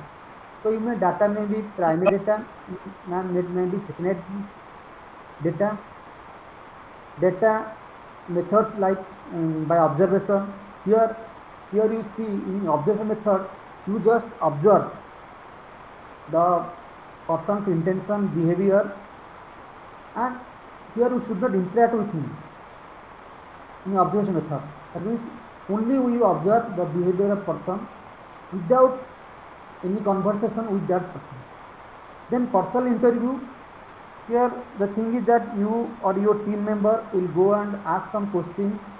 These are particularly useful for our business or management type of human-related type of research work. So difference is that in observation we do have limited information. That is body language study or what type of study, what type of suppose a customer is going to buy something in a shop. You only see what he's asking to the shopkeeper. You observe. You cannot ask for your requirement. But in case of personal interview, you can have the choice of asking through direct interaction. But the thing is that this is also sometimes they may be biased. That bias means the interviewer may not, and the person who is the person you are asking, he may not give the right answer. He may hide something. That is the main drawback. So telephone interview you can call, but sometimes many times reaching person through a telephone is difficult. By mailing questionnaire, the one method. To schedule. Schedule is important thing that will be discussed in data collection. Simply a set of relevant questions that will filled by the researcher, and your team member or person will go and collect data. So the main thing is that the researcher should select one of the methods based upon the consideration of nature of investigation, what is your objective, scope, what is the financial resources, time, and degree of accuracy. If you require degree of accuracy, you have to spend money, you have to engage more persons. But if you don't have that type of facility with you, then you have to think about alternate methods that will be less cost and less time consuming. Then the next step is execution of project. Execution project is very important to research process. If the project proceeds in correct lines, data to be collected would be adequate and dependable. Suppose you have collected data, somehow your team member or you miss some information. Suppose you are requiring 60 information, 60 points of a particular person, but you find that many observation, that means observations, some points are missing. That means those data could not be assessed after the observation. That's why you are very careful. So during the project execution, you have to monitor your staff member who are collecting data. Sometimes you engage people for data collection, but the minute go, they manipulate, they can also aggregate the data. Without going to the spot, they can fill the questionnaire also. That's the main thing. And the execution project is most important thing in research work. Similarly, if you are going for a experimental data analysis, what is the environmental condition, what are the about the machine accuracy, that thing should be analyzed and monitored also. Monitoring is most important thing in execution project.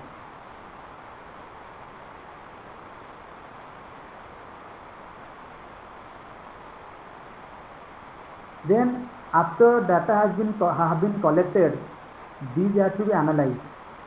Analyze required a lot of operations, and based on the type of data, we have to use different methods. We can use coding, tabulation, and drawing statistical inferences. Coding operation usually done when data is to transport symbols or maybe tablet into counters. So what happens? Suppose your data you have collected in terms of some marks, then you have to make it normalize. Normalization process is required. Then editing data sometimes is required. Suppose wrongly, suppose all data within the value of 20. Suppose all observation, all data for a particular research work within 20. Somehow you are thinking that somewhere one is 16, but wrongly he has written 61. You know 61 could not be there, but this is typography error. That editing process you may allow, but that is not manipulation actually. So manipulation and editing, these are two different things.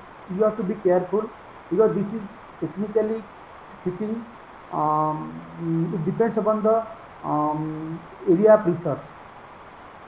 Then tabulation is the most technical procedure because reading paragraphs, lines, it is a boring thing. That's why a table is very, very useful for us for illustrating our result.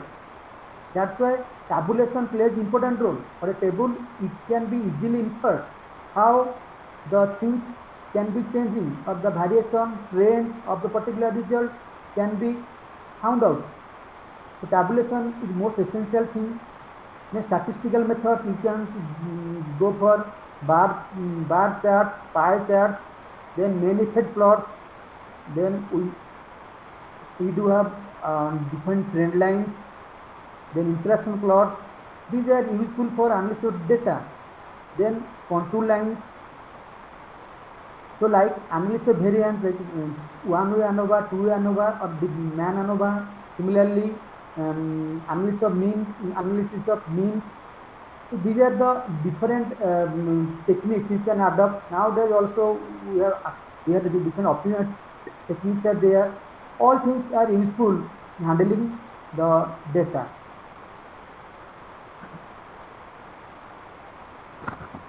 Then I have mentioned some hypothetical testing, but details will be taught in our upcoming sessions. So test like chi-square test, t-test, f-test, normally useful in the statistical purposes. So hypothetical testing will result either accepting hypothesis or rejecting it. That will be detailed discussed in our upcoming sessions. So, if you don't have any hypothesis to start with, what to do? To establish a basis of data. So you assume, suppose in literature there is no evidence of a particular trend. Suppose either increasing, decreasing, not affecting, there is no information. Then initially you go in general, it is increasing or decreasing or no effect. Any hypothesis you choose because there is no previous data. So generalization that can be done initially. Then the next thing is interpretation of results. Whatever the hypothesis result you have done, it may possible to build a theory. If the interpretation quite figure of new question, but you are going for a one way, you thought that the result will increase, but there will be deviation or increase, decrease. Then you have to change your hypothesis and analyze the portion. Suppose in a graph, for instance, for a graph, up to 10% adding a material increasing, then 10 to 50 decreasing, then increasing. Then you have to think why during the period, during the proportion 10 to 50, it is decreasing. That thing you have to check. You have to go and search using chemical composition or other analysis, other methods. Those things you have to go in minutely, microscopic level study you carry out and find out how this alternation is going on. So our assumption initially was increasing, but that is changing. So we have to again modify our hypothesis. So these are the things you will encounter, you will face when you go for actual research work. Then this is not in general, this is the report writing step. No, this is one type of guide how report writing it can be done. That is one part of a research process. So you see, in our FDP, there is a detailed session regarding how to write a thesis. All right. So, but I am giving normally in a report or thesis, what are the things? One part is preliminary pages where you see your name, title, acknowledgement, these things are there. Then there will be main text. Main text means main text can be the major part of our thesis. Then last part is bibliography. That is our appendices. Those are kept in last part. So in main part, that is the main we might have different chapters or parts. Here I have mentioned 4. It may be different for different. So first one, introduction. In introduction, you may write background of study, then different terms you will study. All right. Then objective of a thesis. Then you organize a thesis, then summary. How your thesis organized, chapter 1, chapter 2, like that you can write. Introduction. Then second chapter is literature review. In literature review, you write a small introduction. Then the article review. After review, you go for writing critical observation. That is, what are the finding, critical observation from the literature. Then what are the gaps in literature. Then you write a motivation because you do have number of gaps. Then the motivation, what motivates you to do research. Then you fill the objective and scope. Then summary. This is chapter 2. Chapter 3, you may have material methods, methodology, where also you are a student program. Then chapter 4 or 5, there will be result and discussion where you present your outcomes. All right, your outcomes, it may be 1 or 2 chapters. Then last chapter, conclusion. Under conclusion, we may have 3 parts. One is basic conclusion. What is the conclusion? Then what is the scope of the study, future scope of study, and the contribution made by author. These 3 things will be in the conclusion. So these are the basic things. It differs student to student, area to area, supervisor to supervisor, and institute to institute. So I cannot generally tell that these are things in a report, but in general, these are a component of the thesis writing.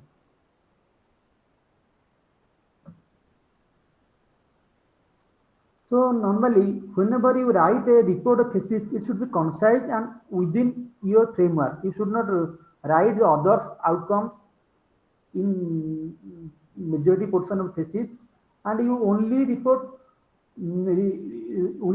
your outcomes. That is your graphs, tables, whatever account study. Maximum portion of thesis covered to that. Literature might be 10 to 20%, but other things relevant to your study. Then always you should have a charts, illustration. Okay, that should be in your thesis or report.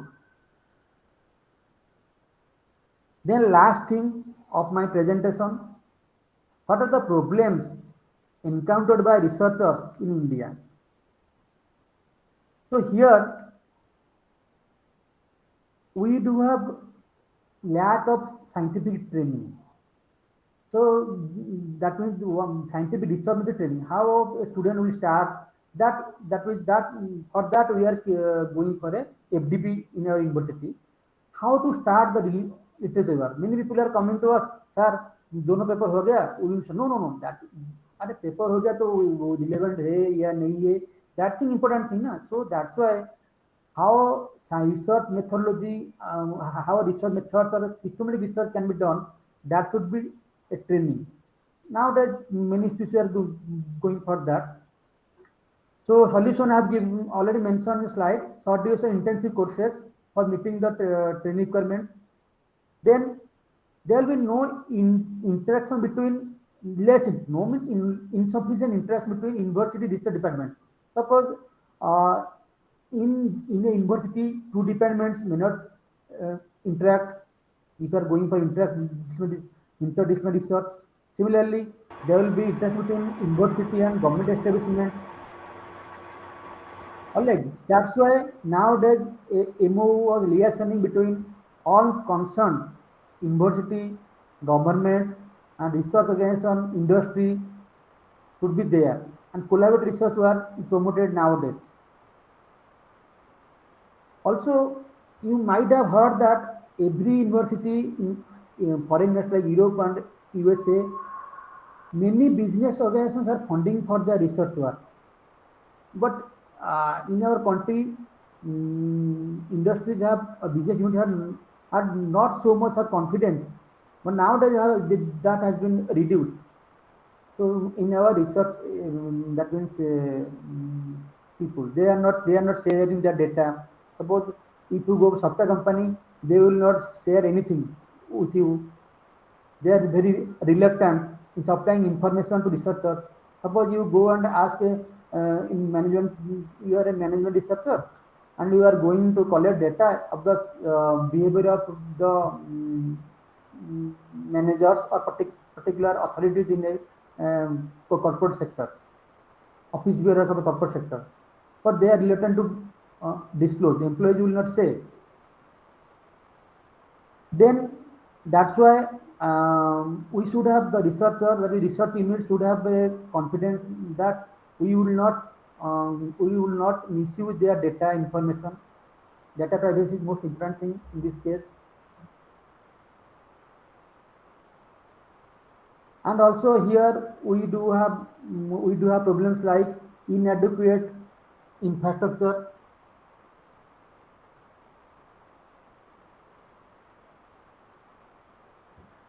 Secretarial assistance, sometimes you may see files are pending. Suppose you are applying project, files are pending at different levels. Then we don't have computer assistance. Also library management, finding up softwares. So these are the issues which are with us, that is universities or research persons. That should be taken into consideration while thinking of the research and development of the country. So nowadays, government also organizations are working on that. So difficulty and timely, that means the timely published data guideline to researcher. That means assessing those research, because many data are password protected or not are available to the researchers. So those things, so suppose you are applying to those organizations or government organizations, that should be timely dispersed. Suppose I want the meteorological data or flood data or data from meteorological department of Odisha. But that if I get data after 6 months or after 1 year, then my project will be delayed. That's why whenever a researcher with undertaking or somehow some agreement asking for data, that process should be hastened and the data should be given to the researcher. So these are the some drawbacks, also some outcomes. Sorry, so some suggestions to mitigate that. So after a near about 2 hours deliberation, these are my closing points for this session. So identification of the efficient research method. Sir, Bibhuti sir, sorry to interrupt. Yes, sir. Sir, it is going to means your session is will be concluded by 5 minutes, sir. Yes, sir. Because there is another one session. Please yes, sir. try to. Yes, sir. So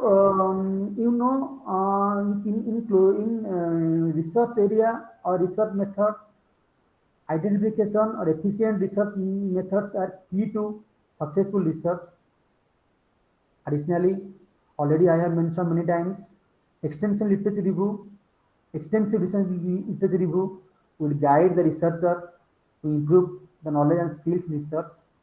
And the most essential thing, the vital thing, presentation of your data or outcome through journals, dissertations, conference proceeding, whatever you are working, whatever you are getting, whatever you are obtaining, that should be presented. Otherwise, it will be it will not recognized. Your work will zero. You may say go in vain. If it is not published, because research without publication has no meaning. With this word, I am closing my presentation. Any questions from the audience side?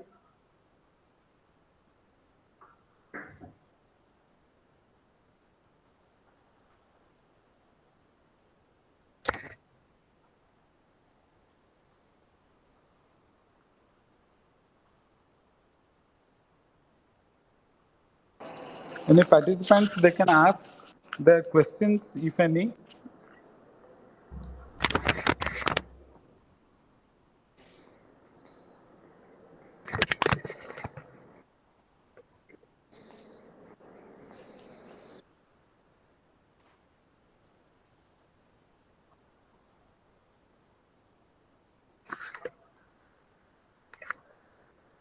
I think some messages are coming. Um, Yes, there is Raja Rani is the moderator. Is he is present here? some more questions are Yes, sir. Yes, sir. research interest. Okay. Please go through the. Okay, I have got, sir. I have got it. So some Rohit Kumar is asking, tell us about research interest. So particularly, if you ask me, my area is computer technology. During my PhD, I worked with nanomaterials. I have used recycle aggregates and nanosilica for making sustainable concrete in my PhD. Then after that, I have extended my work using blast furnace slag as aggregate. Then we have used ferrochrome slag aggregate. So that means around 32 SCI journals I have published in the waste management sector. So this is my area of interest. Particularly, I am working in concrete. Our objective is to develop a concrete using the recycled materials. All right, these are the need of the society, because at a time, we do have a lot of waste materials and that calling and that causing environmental pollution. At the same time, we are lacking of natural aggregates. resources are diminishing, depleting. So both are problems for us. So that's why the sustainable development and sustainable construction material means we have to use more and more waste materials in our concrete, concrete or road development or road construction, so that it will be mitigated these problems. That means you lack of raw materials and environmental pollutions associated with waste materials. So this is my area. Also, I'm working on water resource area, fraud management, and identification of groundwater. Suppose some my students have worked detection of groundwater potential zones. So without digging holes, because if you go for bore wells, you may fail. So using GIS and different parameters, we do have different parameters and we do have different techniques to detect the underground storage of a particular area. That will be helpful for groundwater exploration. These are the two areas, particularly water resource and structure, I am working. So any other questions, sir?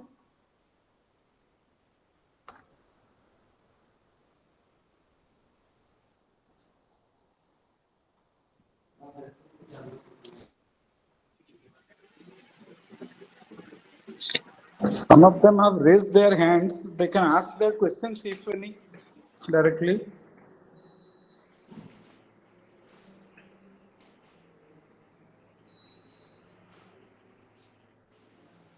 Sir, can I ask you a question, sir? Good morning, sir. Sir, actually, Yes, go ahead.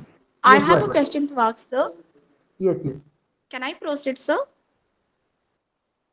Yes, Thank go you, ahead. sir. Yes, Sir, yes. how can one formulate a strong research question, sir? Again, repeat again, madam. Just repeat again. So, how can one prepare a strong research question? Yes, that's the main thing you have asked. That is our objective of our FDP. So whenever you are going to work in some area, first Yes, you sir. select a broad area. Okay, Yes, sir. broad area you talk. Yes, you take a broad area. Yes, sir. Ask fellow researchers, your supervisor, and also renowned persons in that area. Then you Right. narrow the broad area into a narrow area. Then you get some keywords and refresh those keywords, refresh those keywords and formulate your problem. But it will take time. It is not done by 1 day or 2 days, because every day Yes, sir. papers are coming, articles are coming, books are coming in a relevant research topic. Yeah. So you have to go through detailed literature review, examine the examine it critically.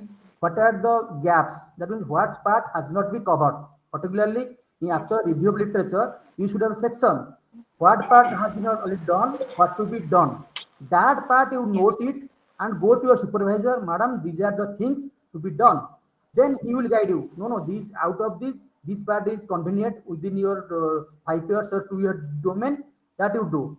That is the main thing, because he or she will be your experienced researcher. That's why he is called supervisor guide. All right. sir. So many Yes, aspects sir. are there: literature review, supervisor, fellow researcher. Suppose you are in IIT or NIT or any university, you are having fellow students. If you choose a Yes, sir. suppose in topic, if your students friends will tell, no, ये इसको मत लेना, ये बहुत difficult है, इसमें नहीं होगा यार यार.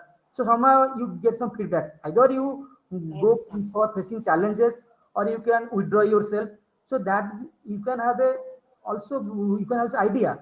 That's why discussion with fellow researchers, fellow teachers, so this forms a thing for a good basis of a good research question.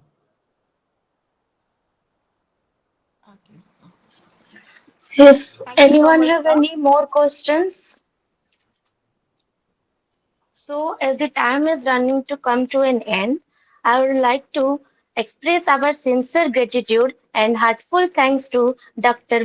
Bibhuti Bhusan Mukharjee sir for gracing us with their presence and sharing their valuable insights. So, it was a very great session with you, sir. Thank you, sir, and will resonate with us for a long time. So thank you all the participants for joining this session. So at last, our next session will be start on the same link. So everyone can join in this link after 15 minutes. Thank you so much, sir. Thank you, the coordinator Rao sir, and the moderator. Thank you all. Just I am Thank you, signing sir. out. Thank you. Yes, Sure, sir. sure, sir. You Thank can you, sir. leave the meeting now. So we're joining within 10 minutes. You can take a short break and come back.